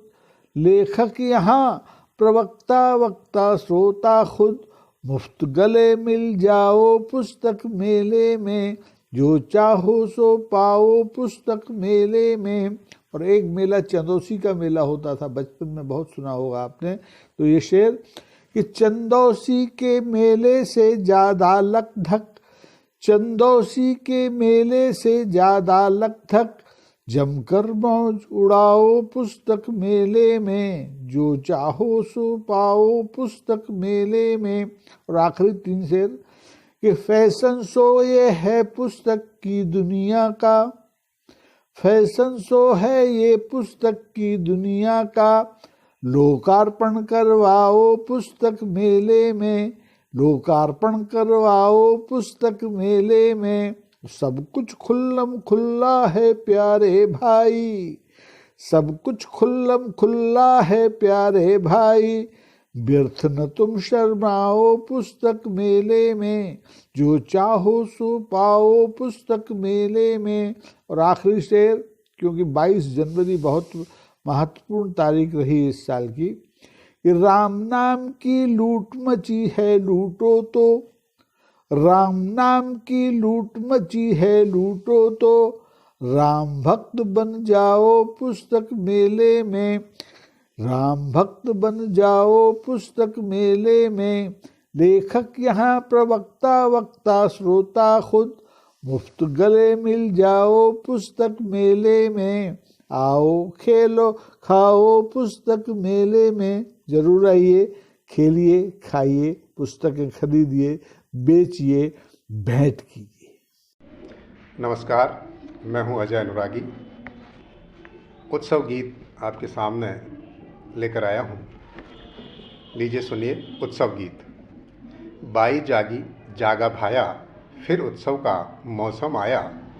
कि बाई जागी जागा भाया, फिर उत्सव का मौसम आया। फिर शब्दों की मदिरा महकी, आखर आखर लगे झूमने। लिटरेचर के शिलाजीत को चाट चाट कर लगे चूमने। कि फिर शब्दों की मदिरा महकी, आखर आखर लगे झूमने। लिटरेचर के शिलाजीत को चाट चाट कर लगे चूमने। कि फिर हिंदी की शामत आई, कि फिर हिंदी की शामत आई। फिर इंग्लिश का परचम छाया, कि फिर हिंदी की शामत आई। फिर इंग्लिश का परचम छाया। कि बाई जागी जागा भाया, फिर उत्सव का मौसम आया। कि महफिल के मदहोश मज़े को लिपट लिपट कर लगे लूटने। कि महफिल के मदहोश मज़े को लिपट लिपट कर लगे लूटने। और आपस में अपनी छाती को उछल उछल कर लगे कूटने। कि महफिल के मदहोश मज़े को लिपट लिपट कर लगे लूटने। आपस में अपनी छाती को उछल उछल कर लगे कूटने। कि बाँह पकड़ कर जिसे निकाला, कि बाँह पकड़ कर जिसे निकाला, आँख दिखाकर वो गुर्राया। कि बाई जागी जागा भाया, फिर उत्सव का मौसम आया। कि जिनके पैर जमे धरती पर, कि जिनके पैर जमे धरती पर चिकनाई पर फिसल गए हैं। कि जिनके पैर जमे धरती पर चिकनाई पर फिसल गए हैं। जिनकी बोली बड़ी अवामी, कि जिनकी बोली बड़ी अवामी, उनके सुर भी बदल गए हैं। कि उनके सुर भी बदल गए हैं। कि ताम झाम यह चगा चौंध सब, कि ताम झाम सब चका चौंध यह लुंज पुंज पूंजी की माया। कि लुंज पुंज पूंजी की माया। कि जागी बाई जागा भाया, फिर उत्सव का मौसम आया। फिर उत्सव का मौसम आया। कि ज्ञान कुंभ यह बड़ा समंदर, कि ज्ञान कुंभ यह बड़ा समंदर, इसमें भालू हाथी बंदर। कि इसमें भालू हाथी बंदर, कुछ दहाड़ते बाहर बैठे, कुछ चिंगाड़ रहे हैं अंदर।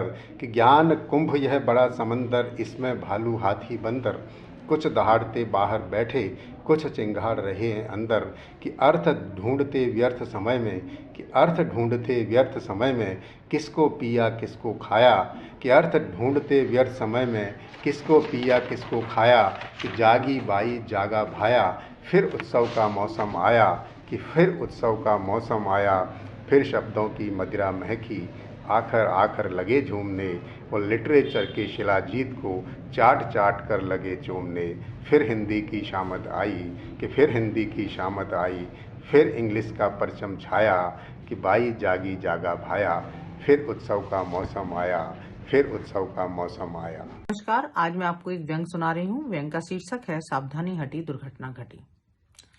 इस वक्त साहित्यिक खेमे में खुशी की लहर है। लेखिकाओं ने 15 दिन पहले से ही टहलना शुरू कर दिया है ताकि टांगों में जमा खून को दौड़ाया जा सके। अपनी ब्यूटी और लुक्स के लिए जरूरी तैयारियां पूरी कर दी गई हैं। कपड़ों से लेकर चप्पल तक इस समय तैयार है जाने के लिए। उधर पुरुष साहित्यकार भी कम एक्साइटेड नहीं है। 1 साल के बाद किताब छूकर महसूस करके विमोचन के लिए तड़पती उंगलियों को चैन मिलेगा। ऑनलाइन विमोचन में किताब का विमोचन तो हो जाता है, पर काजू कतली और नमक पारे पर हाथ साफ करना तो रह ही जाता है। भाषण भी एक तरफा बकबक ही लगता है, जिसमें श्रोताओं के उबासी लेते चेहरे मिसिंग होते हैं। अब जाकर भीड़ की रेलम पेल में घूमने का मौका मिलेगा। कितनी ही आंखें चार होंगी। अपने पसंदीदा लेखक लेखिकाओं को फेसबुक से बाहर करीब से देखने का मौका भी मिलेगा। साहित्य के टिमटिमाते दियों की रोशनी फिर से जगमगाएगी और विमोचनकर्ताओं के चेहरे खिल उठेंगे। हर स्टॉल पर दर्जनों किताबों के विमोचन एक मिठाई के डिब्बे के साथ निपटाए जाएंगे। वही चेहरे, वही बुझते दिए हर जगह विमोचन कर दुगनी चमक से मुस्कुराएंगे और हर शाम कितने विमोचन कराए ये उछल उछल कर गिनाएंगे।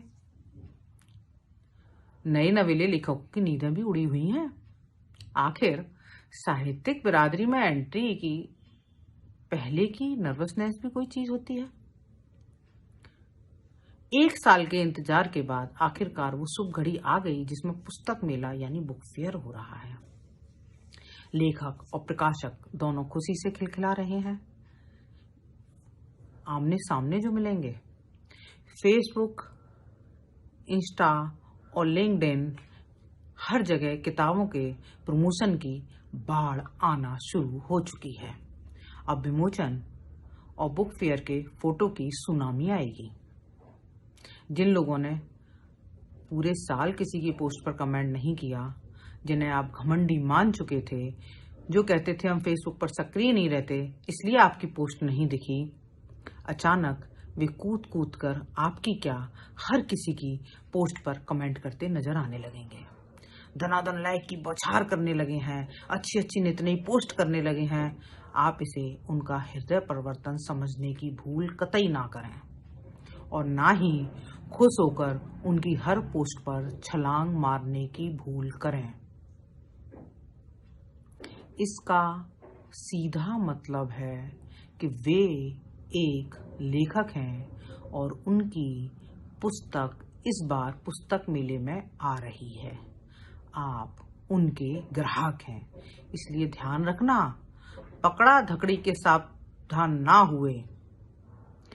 इसलिए ध्यान रखना पकड़ा धकड़ी से सावधान ना हुए तो जेब मोटी कटने का खतरा भी मंडराएगा। औसत टाइप लेखक लेखिका की मजबूत पकड़ से बचना नामुमकिन काम होगा। हेलो जी, कैसी हैं? आइए ना मेरे प्रकाशक के स्टॉल पर चलकर बैठते हैं। चलिए आपको कुछ खिलाती हूँ। इस टाइप के जाल बिछाए जाएंगे। आप लालच में फंसे और आपने मेरा नया उपन्यास देखा? इस विषय पर आज तक किसी ने नहीं लिखा। मैं खुद लिखते हुए कई बार रोई हूं। बस इन्हीं बातों में आपको फंसने से कोई बचा नहीं पाएगा। अभी अभी आपने उनका नमक रूपी नमक पारा गटका था, लिहाज में किताब खरीद डालेंगे। उसके बाद कभी आप किताब को पढ़कर तो कभी उस घड़ी को याद करके रोएंगे जिसमें उलझकर आप वहां पहुंचे थे।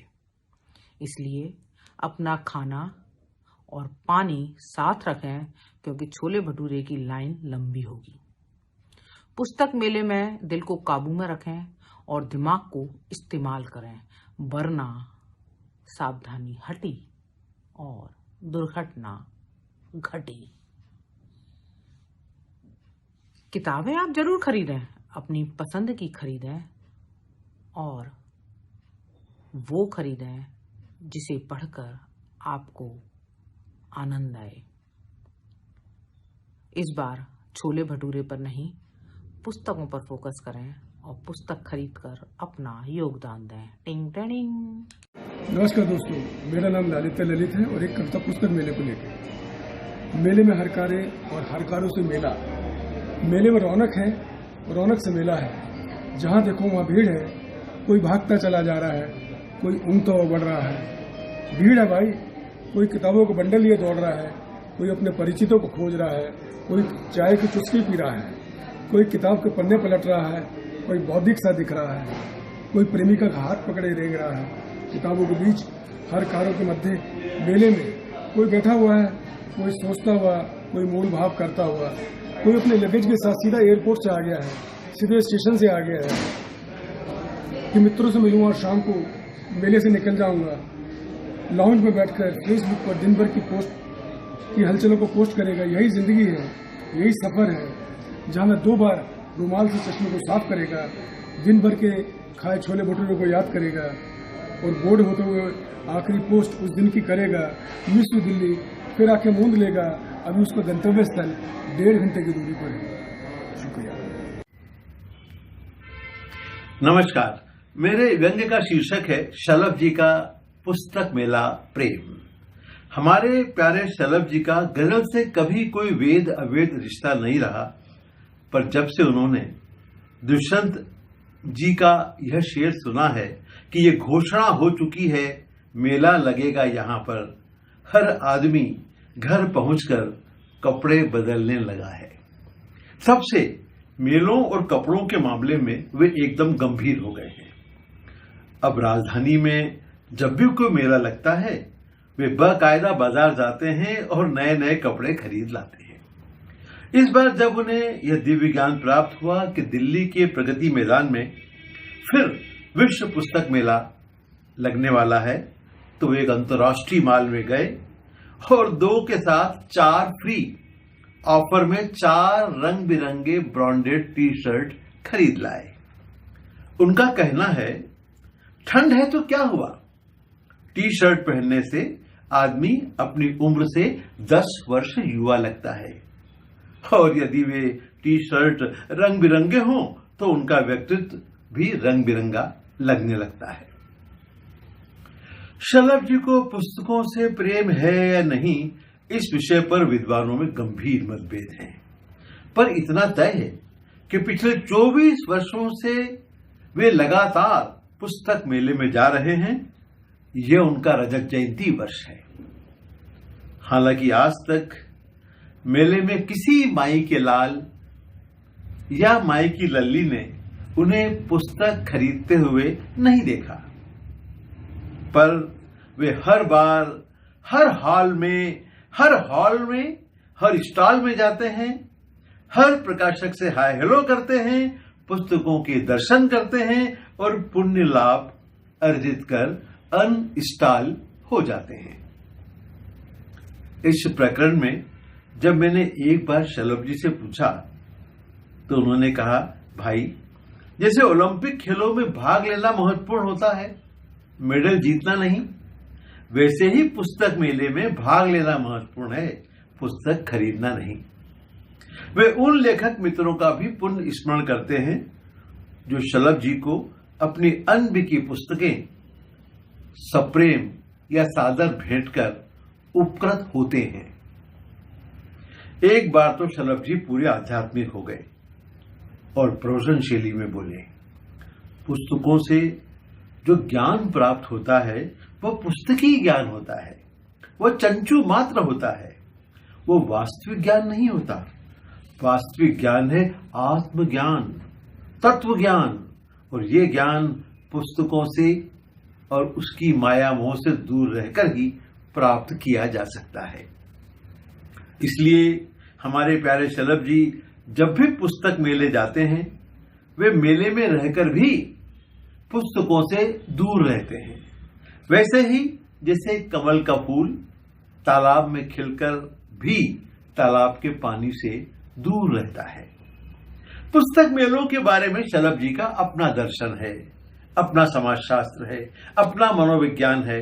उनका कहना है कि पुस्तक मेला एक मेला है, मेला, और मेले को सिर्फ मेल, मिलाप और मिलन के अर्थ से लेना चाहिए, यानी मौज, मस्ती और मजे के अर्थ में।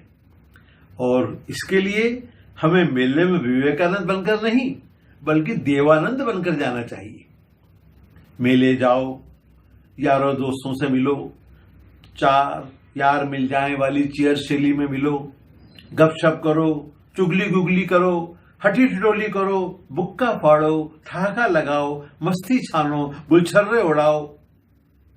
कनिष्ठों पर रुआब झाड़ो ताकि वे सदा नतमस्तक रहें, और वरिष्ठों को अपने मस्तक पर बिठाओ ताकि वे पुरस्कार सम्मान में आप पर कृपा दृष्टि बनाए रखें। पुराने प्रकाशकों को अपने जीवित होने का प्रमाण दो और नए प्रकाशकों में अपने धांसू और धाकड़ लेखक होने का भ्रम उत्पन्न करो। स्टाइल दर स्टाइल होने वाले धुआंधार विमोचनों, लोकार्पणों में बिना आमंत्रण के जबरन घुस जाओ, फंस जाओ।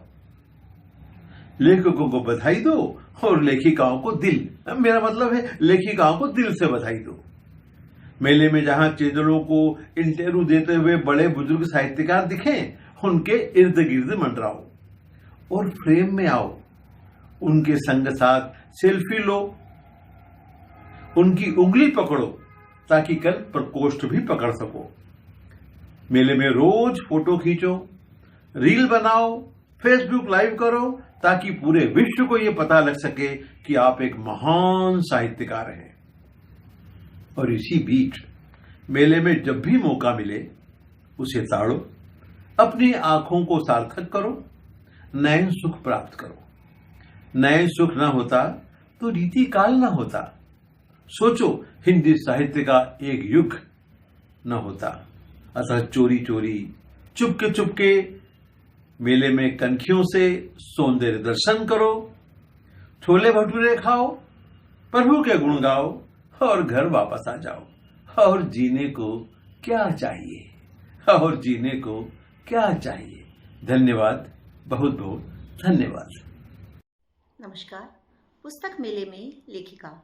मैं अपनी एकमात्र इकलौती प्रकाशित पुस्तक बड़े से बैग में लेकर पुस्तक मेले में जा पहुंची। बैग में झूला झूलती किताब ने मुझे चिकोटी काटी। मैंने बैग में झांका तो पुस्तक बोली, पिछले कई घंटों से इसमें बंद होकर तुम्हारे साथ पूरे मेले में घूम रही हूँ, मुझे बाहर निकालो।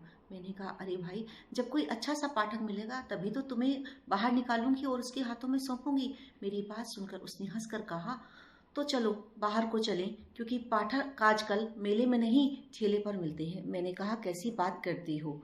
उसने कहा, तुमने भीतर आते समय नहीं देखा? चाट पकौड़े, छोले भटूरे, समोसे आदि के ठेले पाठकों से घिरे हुए थे। मैंने कहा, पर तुम्हें कैसे पता वे सब पाठक हैं? पुस्तक इतराते हुए बोली, वेरी सिंपल। पुस्तक मेले में लेखक, पाठक, प्रकाशक के अतिरिक्त भला अपना समय खराब करने कौन आएगा? जाहिर सी बात है, प्रकाशक तो अपने स्टॉल पर डटा होगा, लेखक अपनी हाँकने में या किसी के सुनने में कहीं जमा होगा। मात्र पाठक ही मस्तिष्क के बजाय पेट की भूख शांत करने के लिए ठेले पर डटा होगा। मैंने उसे टोकते हुए कहा, यह सत्य नहीं है। पाठक सिर्फ खाने नहीं बल्कि अच्छे लेखन और लेखक की तलाश में पुस्तक मेले में आते हैं। कहते हुए मैं अपने प्रकाशक के बुक स्टॉल की ओर बढ़ गई। मैंने प्रकाशक को अभिवादन कर पूछा, सर कैसा चल रहा है? वो बोले, कैसा क्या, हिंदी की किताबें बिकती तो है नहीं। पता नहीं किताबें छपवाने के लिए लोग आतुर क्यों रहते हैं। मैंने गुस्सा दबाते हुए कहा, सर लेखक शायद प्रकाशकों को रोजगार देने के लिए लिखते हैं। वह तिल मिलाकर बोले, हम लेखकों को फ्री में पुस्तकें देते हैं, वो भला हमें क्या रोजगार देंगे। मैंने कहा, प्रकाशक 5 किताबें लेखक को ऐसे देते हैं जैसे होटल में खाना खाने के बाद फ्री में सौंफ सर्व किए जाते हैं और साथ में खाने का भारी भरकम बिल भी थमाया जाता है। वह बोले, अरे मैडम, कहाँ की बात कहाँ ले जा रही हो? स्टॉल पर थोड़ी देर पहले आकर देखती एक नए लेखक की पुस्तक की 100 से ज्यादा प्रतियां धड़ल्ले से बिक गई। मैंने कहा, पर आप 5-10 से अधिक पुस्तकें प्रकाशित नहीं करते, फिर 100 की बिक्री। खैर, अभी तो आप कह रहे थे कि हिंदी की किताबें कोई पढ़ता नहीं, वैसे इस मेले में इतने पाठक हैं। मेरी बात सुनकर प्रकाशक बगले झांकने लगा। मैं लेखक मंच की ओर बढ़ चली। मंच पर एक दुबला पतला सा व्यक्ति माइक के सामने खड़े होकर किसी पुस्तक पर व्याख्यान दे रहा था। मैं एक खाली कुर्सी पर जा बैठी। कुर्सी की चीर-चीर की आवाज में मुझे लो एक और आ गई के ताने जैसा कुछ स्वर सुनाई दिया, पर मैंने इग्नोर कर दिया। मेरे बैठते ही आगे बैठे एक महाशय ने मुझे आगे आने का निमंत्रण दिया। मैं उनके साथ आगे जाकर खाली कुर्सी पर बैठ गई। वह मुझे बताने लगे कि वह एक श्रेष्ठ साहित्यकार है। मुझे खामोश देखकर वो बोले, तुमने शायद नया नया लिखना आरंभ किया है, चिंता ना करो, मैं तुम्हें शीघ्र प्रसिद्धि दिलवा दूंगा। मैंने उनके चेहरे पर अपनी निगाहों से वह कैसे का प्रश्न चिन्ह अंकित किया। वो बोले, चलो अपना नाम बताओ और किस शहर से आई हो। मैंने अपना नाम पता जैसे ही बताया वे उठ खड़े हुए और शीघ्रता से मंच पर जा चढ़े। उन्होंने माइक के सामने खड़े महाशय को थोड़ा सा धक्याया और अपना मुख माइक के पास ले जाकर बोले, हमारे बीच अभी अभी फलाने शहर से फलानी प्रसिद्ध लेखिका पधारी हैं, आप सभी उनका ताली बजाकर स्वागत कीजिए। मेरी प्रसिद्धि की तत्काल डिलीवरी मुझे अचंभित कर रही थी। मेरी प्रशंसा कर वो मन से नीचे उतरे पर मेरी नजरों में थोड़ा ऊपर चढ़ गए। उन्होंने कितनी साहित्यता से मुझे प्रसिद्ध कर दिया और मैं आज तक न जाने कैसे कैसे किस्से साहित्यकारों के सुनती आई थी। वो मेरी पीठ पर हाथ रखते हुए बोले, अब तो आप हमारी अपनी हैं, हम आपकी हर संभव मदद करेंगे। अच्छा बताओ, अब तक क्या क्या लिखा है? मैंने बैग से बाहर पुस्तक निकालते हुए कहा, एक काव्य संग्रह तथा एक आधा अधूरा उपन्यास। वो बोले, इसे भीतर रख लो, उपन्यास मैं पूरा कर दूंगा। चलो तुम्हें अपने प्रकाशक से मिलवा देता हूँ। मैं उनके साथ चल दी। वो प्रकाशक के पास जाकर बोले, अच्छा लिखती हैं, इनका उपन्यास प्रकाशित कर दो। प्रकाशक खीसे न पोड़ते हुए बोला, आपकी बात भला हम कहाँ टाल सकते हैं, चलिए मैडम आप भेज दीजिएगा। और हाँ, हम एग्रीमेंट नहीं करते, वर्बली बता देते हैं कि 5 किताबें आपको फ्री मिलेंगी और बाकी की रही बात पुस्तक के लोकार्पण की, तो सर है ही, आप उन्हें लोकार्पण समारोह में सम्मानित भी कर देना। वरिष्ठ लेखक महोदय ने प्रकाशक से कहा, आपके प्रकाशन से मेरी जितनी पुस्तकें आई हैं मैम को दो। प्रकाशक महोदय ने झटपट कुछ पुस्तकें उठाई और मेरी ओर बढ़ा दी और बोले, सर की किताबें तो हाथों हाथ बिकती हैं, अच्छे पाठक किताबें खरीद कर ही पढ़ते हैं। मैं अच्छी लेखिका से पल भर में अच्छी पाठक बन गई। मैंने अपने पर्स से पैसे निकालकर उनकी ओर बढ़ा दिए। तत्पश्चात मैंने वरिष्ठ महोदय को धन्यवाद देते हुए कहा, आदरणीय मुझे इजाजत दीजिए, मैं चलती हूँ। उन्होंने कहा, अरे ऐसे कैसे, अभी तो मुझे तुम्हारी भेंट बहुत से साहित्यकारों से करवानी है। मैं फिर से उनके साथ चल दी। वो मेरी भेंट अपने साहित्यकार मित्रों से करवाते जा रहे थे। मेरा बैग एक झोले के आकार में परिवर्तित होता जा रहा था। मेरा कंधा उनके एहसानों के बोझ से झुक रहा था, पर उनके एहसान थमने का नाम नहीं ले रहे थे। मेरे भीतर का पाठक मुझे धिक्कार कर कह रहा था, यदि तुम लेखिका बनने की हसरत ना रखती तो आज तुम अपनी पसंद की पुस्तकों का चयन कर सकती थी। धन्यवाद। मैं डॉक्टर सुरेश कुमार मिश्रा आज अपने एक व्यंग्य जिसका शीर्षक है सीधे पुस्तक मेले से के साथ आपके सामने उपस्थित हूँ। आशा करता हूँ कि आपको मेरा यह व्यंग्य अवश्य पसंद आएगा। तो चलिए सुनते हैं आज का व्यंग्य। वार्षिक पुस्तक मेले में पुस्तकों से अधिक फ्लेक्सियों की रौनक दिखाई देती है। उन पर भी प्रकाशक और लेखकों की वृत्ताकार मुंडों वाली छवियां काफी प्रभावित करती हैं। ये छवियां पुस्तक की बिक्री बढ़ाए या ना बढ़ाए, सेल्फी लेने के लिए बड़ी काम आती हैं। धूमधाम से शुरू होने वाले मेलों में ऐसा लगता है मानो वहां पतंगों की तरह बैनर उड़ रहे हैं। जहां तहां प्रकाशक मौन फेरी वालों की तरह मेले में आने वाले अधिकतर दिखाऊ पाठकों को सच्चा पाठक समझकर उनके सामने डिस्काउंट के ललचाऊ बिस्कुट फेंकने का प्रयास करते हैं। सच्चा पाठक तो पहले से मन बनाकर घर से निकलता है कि उसे किस लेखक की कौन सी पुस्तक लेनी है।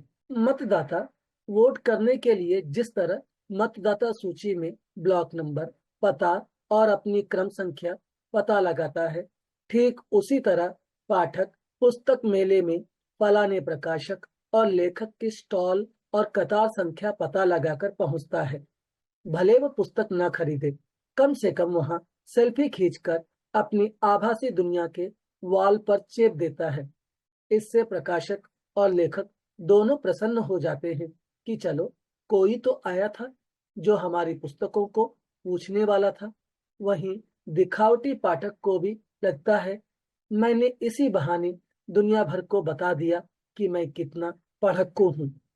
कल के दिन कोई यह नहीं कह पाएगा कि मुझे पुस्तक पढ़ने की आदत नहीं है या फिर मुझे पुस्तकें प्रिय नहीं है। पाठक कई तरह के होते हैं। उन्हीं में से एक होता है मीन मेख निकालने वाला। उसकी दृष्टि में प्रकाशक और लेखक अपनी पुस्तक के बहाने खुद को मेले में मूल्यांकन के अप्रत्याशित खतरे के लिए झोंक देते हैं। पाठक पुस्तक की भीतरी सामग्री की तुलना में शीर्षकों का अध्ययन करना आरंभ कर देता है। उन्हें तुरंत एहसास होता है कि यहाँ कुछ तो गड़बड़ है। थोड़ी देर बाद उन्हें लगता है कि पुस्तकें अब उनकी सामग्री के लिए नहीं बल्कि उनके कवर के लिए पूजनीय हो गई हैं। उनके चमकदार, आकर्षक और पूरी तरह से झांसे में फंसाने लायक कवर। लेकिन पाठक भी आधुनिक युग का है। वह तो प्रकाशकों और लेखकों का भी बाप होता है। अब भला जो बिना IMDb रेटिंग देखे फिल्म नहीं देखता, वो भला किसी नई पुस्तक को खरीदने का रिस्क क्यों उठाएगा? पाठक की नजर में पुस्तक मेला विपणन, हथकंडों और बेशर्म आत्मप्रचार के सर्कस में बदल गया है। साहित्यिक दुनिया एक दिखावे में बदल गई है, जिसमें लेखक और प्रकाशक निर्मित प्रचार के उथले पूल में ध्यान आकर्षित करने की होड़ ले रहे हैं। पुस्तक मेले में अक्सर पाठकों के भेष में लेखक ही घूमते रहते हैं।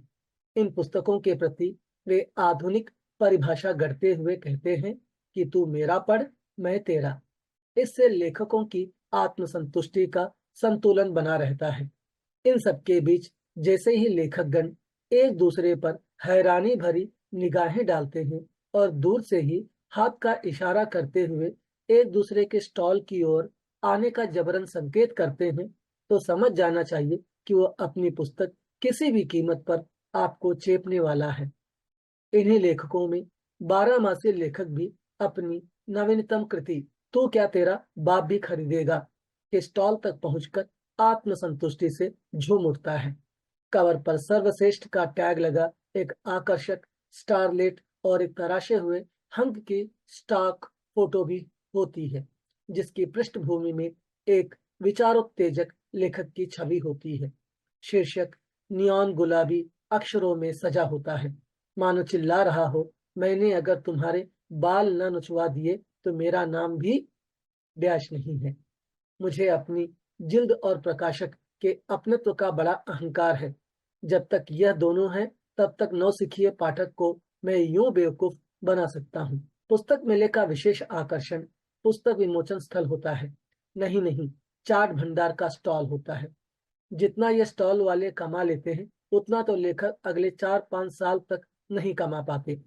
विमोचन स्थल पर तो मेरी पीठ थपथपा और मैं तेरी की तर्ज पर तारीफ का सेल्फ डिब्बा बजाया जाता है। सभी लेखक अमूमन अपनी पुस्तकों के बारे में एक जैसी ही बात करते हुए पाए जाते हैं कि मैं प्रतिष्ठित साहित्यिक प्रतिभा का धनी हूँ। मेरे साहित्य में शिल्प के प्रति दृढ़ समर्पण दिखाई देता है। आश्चर्य की बात यह है कि इतनी लंबी लंबी हाँकने के बाद भी उनके चेहरे पर थकान की शिकन तक नहीं दिखाई देती। इस पूरी प्रक्रिया में लेखक प्रकाशक को किसी सिलबट्टे की तरह यूज करता है, जिस पर मतलब की चटनी बनाकर उसी को चखाता है। दाद तो उन लेखकों को भी देनी चाहिए जो इतनी लंबी लंबी गप सुनने के बाद भी जीवित रह जाते हैं। यहाँ पाठक की बात इसलिए नहीं कर रहा क्योंकि वे उपयुक्त लेखकों की तरह ढीठता की सहनशीलता वाले रक्षा कवच से वंचित रहते हैं। ऐसे ढीठ लेखक अपनी आंखों और मुस्कुराहट के बीच जबरदस्त कोऑर्डिनेशन मेंटेन करते हैं। मजाल की कोई उनके भीतर का क ख ग पढ़ पाए। वे सुनाने वाले लेखक की आत्म प्रशंसा को बड़ी बेशर्मी से सुनकर उसे खूब बढ़ावा देते हैं। ऐसा वे इसलिए करते हैं कि आगे उन्हें भी कुछ इसी तरह का सर्कस करना होता है। इन सबके बीच सवाल यही रह जाता है कि इन पुस्तक मेलों से प्रकाशकों को क्या लाभ होता है। प्रकाशक निहायत ही बड़ा चालाक प्राणी होता है। वो तो पुस्तक प्रकाशन के समय लेखक को 5 पुस्तकें या फिर 1-2 पुस्तक देने का झांसा देकर उसे पहले अपने चंगुल में फंसा लेता है, फिर आगे चलकर उसे लेखक से सैकड़ों प्रतियां खरीदवाता है। हाँ, यहाँ चाहे तो लेखक अपनी खुद की पुस्तक खरीदने से पीछे हट सकता है, लेकिन वह ऐसा करने में स्वयं को असमर्थ पाता है।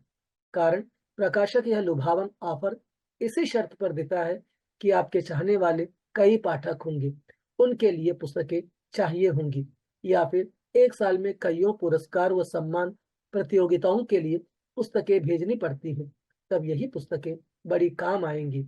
जहां तक पुस्तक मेले का सवाल है, यह तो हाथी के दांत की तरह है, दिखाने की और खाने की ओर होते हैं। यदि पुस्तक मेलों में फिल्मों की तरह पहले से डिस्क्लेमर जारी कर दिया जाए कि ये पुस्तकें लेखकों के रिस्क पर प्रकाशित हैं और पढ़ने के बाद पाठक में सकारात्मक या नकारात्मक परिवर्तन आता है तो मैं इसका जिम्मेदार नहीं हूँ। यदि पाठक इस पुस्तक के कारणवश कोमा या किसी गंभीर शारीरिक मानसिक बीमारी का शिकार होता है तो उसके दवा दारू का खर्च हम नहीं उठाएंगे। अगर कोई पुस्तक पढ़ने में शानदार है तो वह बस एक सहयोग मात्र है। धन्यवाद।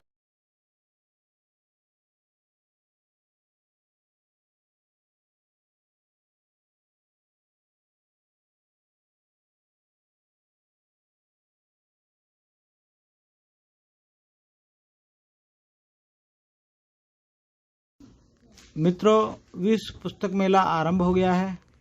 मेले में पुस्तकों का सागर होगा। यह सागर अनेक छोटी छोटी बूंदों से बनता है।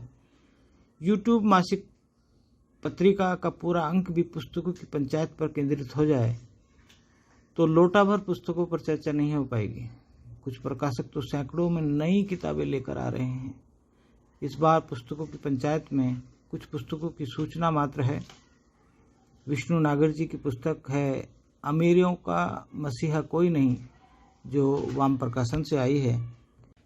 शिवना प्रकाशन से आने वाली पुस्तकों में पंकज सुबीर का कहानी संग्रह जोया देसाई कॉटेज, व्यंग के नेपथ्य भाग 2 जिसके संपादक हैं प्रेम जन्मेजय, शैलेंद्र शरण की पुस्तक है करीब था क्षितिज, हंसादीप का कहानी संग्रह टूटी पेंसिल, तेजेंद्र शर्मा की नई पुस्तक का नाम है सपने मरते नहीं, और सुधा ओम धिंगरा के संपादन में भी एक नई किताब आई है विमर्श रुदादे सफ़र।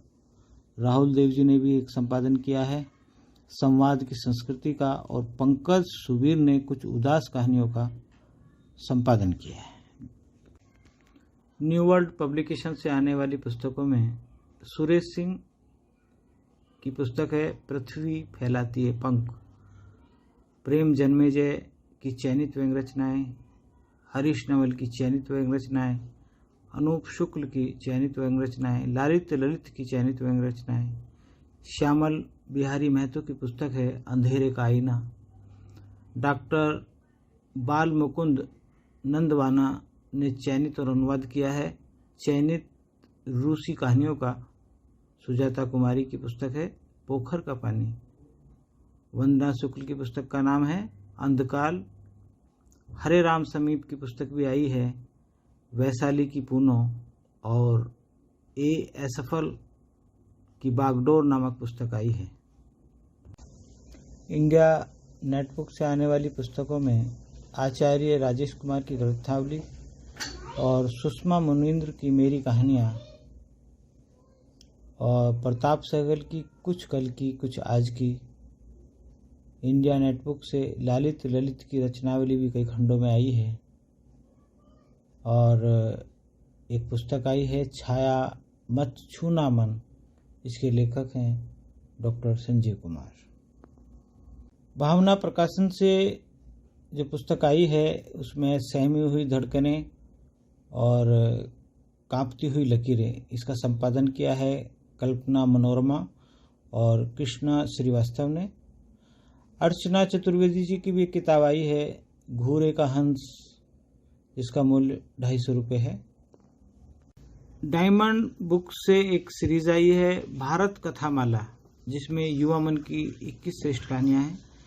इसमें बिहार, उत्तर प्रदेश, हिमाचल, हरियाणा, मध्य प्रदेश, महाराष्ट्र, पंजाब, झारखंड और राजस्थान के युवा मन की 21 श्रेष्ठ कहानियों के साथ पुस्तक मेले 2024 में प्रस्तुत है। धन्यवाद।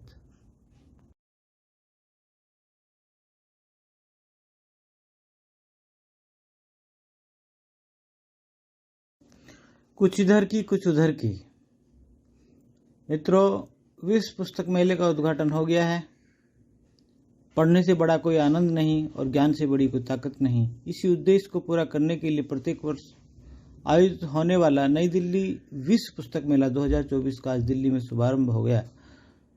केंद्रीय शिक्षा और कौशल विकास मंत्री धर्मेंद्र प्रधान ने कहा कि मुझे बहुत खुशी हो रही है कि विश्व पुस्तक मेले में इतना भव्य आयोजन हो रहा है।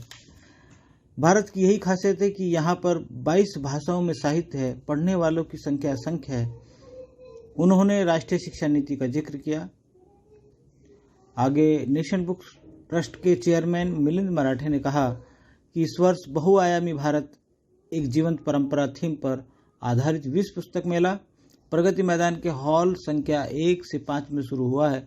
नेशनल बुक ट्रस्ट के डायरेक्टर युवराज मलिक ने बताया कि इस बार विश्व पुस्तक मेले में विशेष आकर्षण का केंद्र जम्मू कश्मीर और लेह लद्दाख हैं। उन्होंने बताया कि जम्मू कश्मीर लद्दाख की कलाएं, संस्कृति, साहित्य इस पुस्तक मेले को करीब से जानने का अवसर मिलेगा। परसाई जी का मन का लोकार्पण विष्णु नागर द्वारा संकलित और संपादित तथा राजपाल प्रकाशन द्वारा प्रकाशित यह पुस्तक इस दृष्टि में बहुत महत्वपूर्ण है। इसमें ज्ञान रंजन, प्रेम जन्मेजय तथा मित्रों अजय तिवारी, जसवंत व्यास, प्रभाकर चौबे, सुरेश पांडे, मनोहर नायक, महावीर अग्रवाल, रमाशंकर मिश्र, जगदीश किंजल, श्री राम आयंगर, जयप्रकाश पांडे, श्याम सुंदर शर्मा, श्याम सुंदर मिश्र के समय समय पर लिए गए 15 साक्षात्कार संकलित हैं। इसमें परसाई जी के मन की गहराई की था मिलती है। इसमें परसाई जी और उनके लेखन पर डॉक्टर प्रेम जन्मेजय का भी लेख संकलित है। इसका मूल्य 295 रुपये है। इसका विमोचन वरिष्ठ आलोचक पुरुषोत्तम अग्रवाल और पल्लव 10 फरवरी को पुस्तक मेले में करेंगे। ओवर द टॉप का मायाजाल किताब का लोकार्पण इंदिरा गांधी राष्ट्रीय कला केंद्र के संवेद सभागार में केंद्रीय मंत्री श्री अनुराग ठाकुर, आरएसएस के राष्ट्रीय प्रचारक प्रमुख श्री सुनील आम्बेकर और कला केंद्र के सदस्य सचिव प्रोफेसर सचिदानंद जोशी जी एवं स्वयं लेखक की उपस्थिति में पुस्तक का लोकार्पण हुआ। कार्यक्रम का संचालन प्रभात जी ने किया। प्रभात प्रकाशन से प्रकाशित ओवर द टॉप एक विचारपरक पुस्तक है। इसमें ओटीटी प्लेटफॉर्म के प्रभाव दुष्प्रभाव पर समग्र रूप से विश्लेषण करने की सार्थक कोशिश की है अनंत विजय जी ने। सुधा कुमारी सम्मानित। पिछले दिनों डॉक्टर सुधा कुमारी को उनके व्यंग संग्रह रुपए का भ्रमण पैकेज को गोल्डन बुक अवार्ड 2024 से सम्मानित किया गया है। व्यंग यात्रा यूट्यूब मासिकी की डॉक्टर सुधा कुमारी जी को खूब खूब बधाइयाँ। शैलेंद्र के सिने गीतों में साहित्य यह एक ऐसा विशिष्ट कार्यक्रम था जिसमें सिनेमा और साहित्य के रिश्तों पर विशद चर्चा हुई। रविवार 4 फरवरी 2024 को आयोजित चित्रनगरी संवाद मंच की सर्जन संवाद में यूके से पधारे सुप्रसिद्ध कथाकार एवं लोकप्रिय पत्रिका पूर्वाई के संपादक तेजेंद्र शर्मा ने शैलेंद्र के सिने गीतों में साहित्य विषय पर महत्वपूर्ण वक्तव्य दिया। आज फिर जीने की तमन्ना है, जीना इसी का नाम है, तू जिंदा है तो जिंदगी की जीत में यकीन कर जैसे कई गीतों के जरिए कथाकार तेजेंद्र शर्मा ने शैलेंद्र के गीतों की जो जांच पड़ताल की उससे श्रोता गण अभिभूत हो गए। इस अवसर पर शिमला से पधारे सुप्रसिद्ध कथाकार एशआर हरनोट मौजूद थे। उन्होंने चित्रनगरी संवाद मंच को अपनी शुभकामनाएं दी। तेजेंद्र जी का परिचय डॉक्टर मधुबाला शुक्ला ने दिया। केवल सूद जी की पुस्तक का लोकार्पण समारोह बड़े उत्साहपूर्ण वातावरण में संपन्न।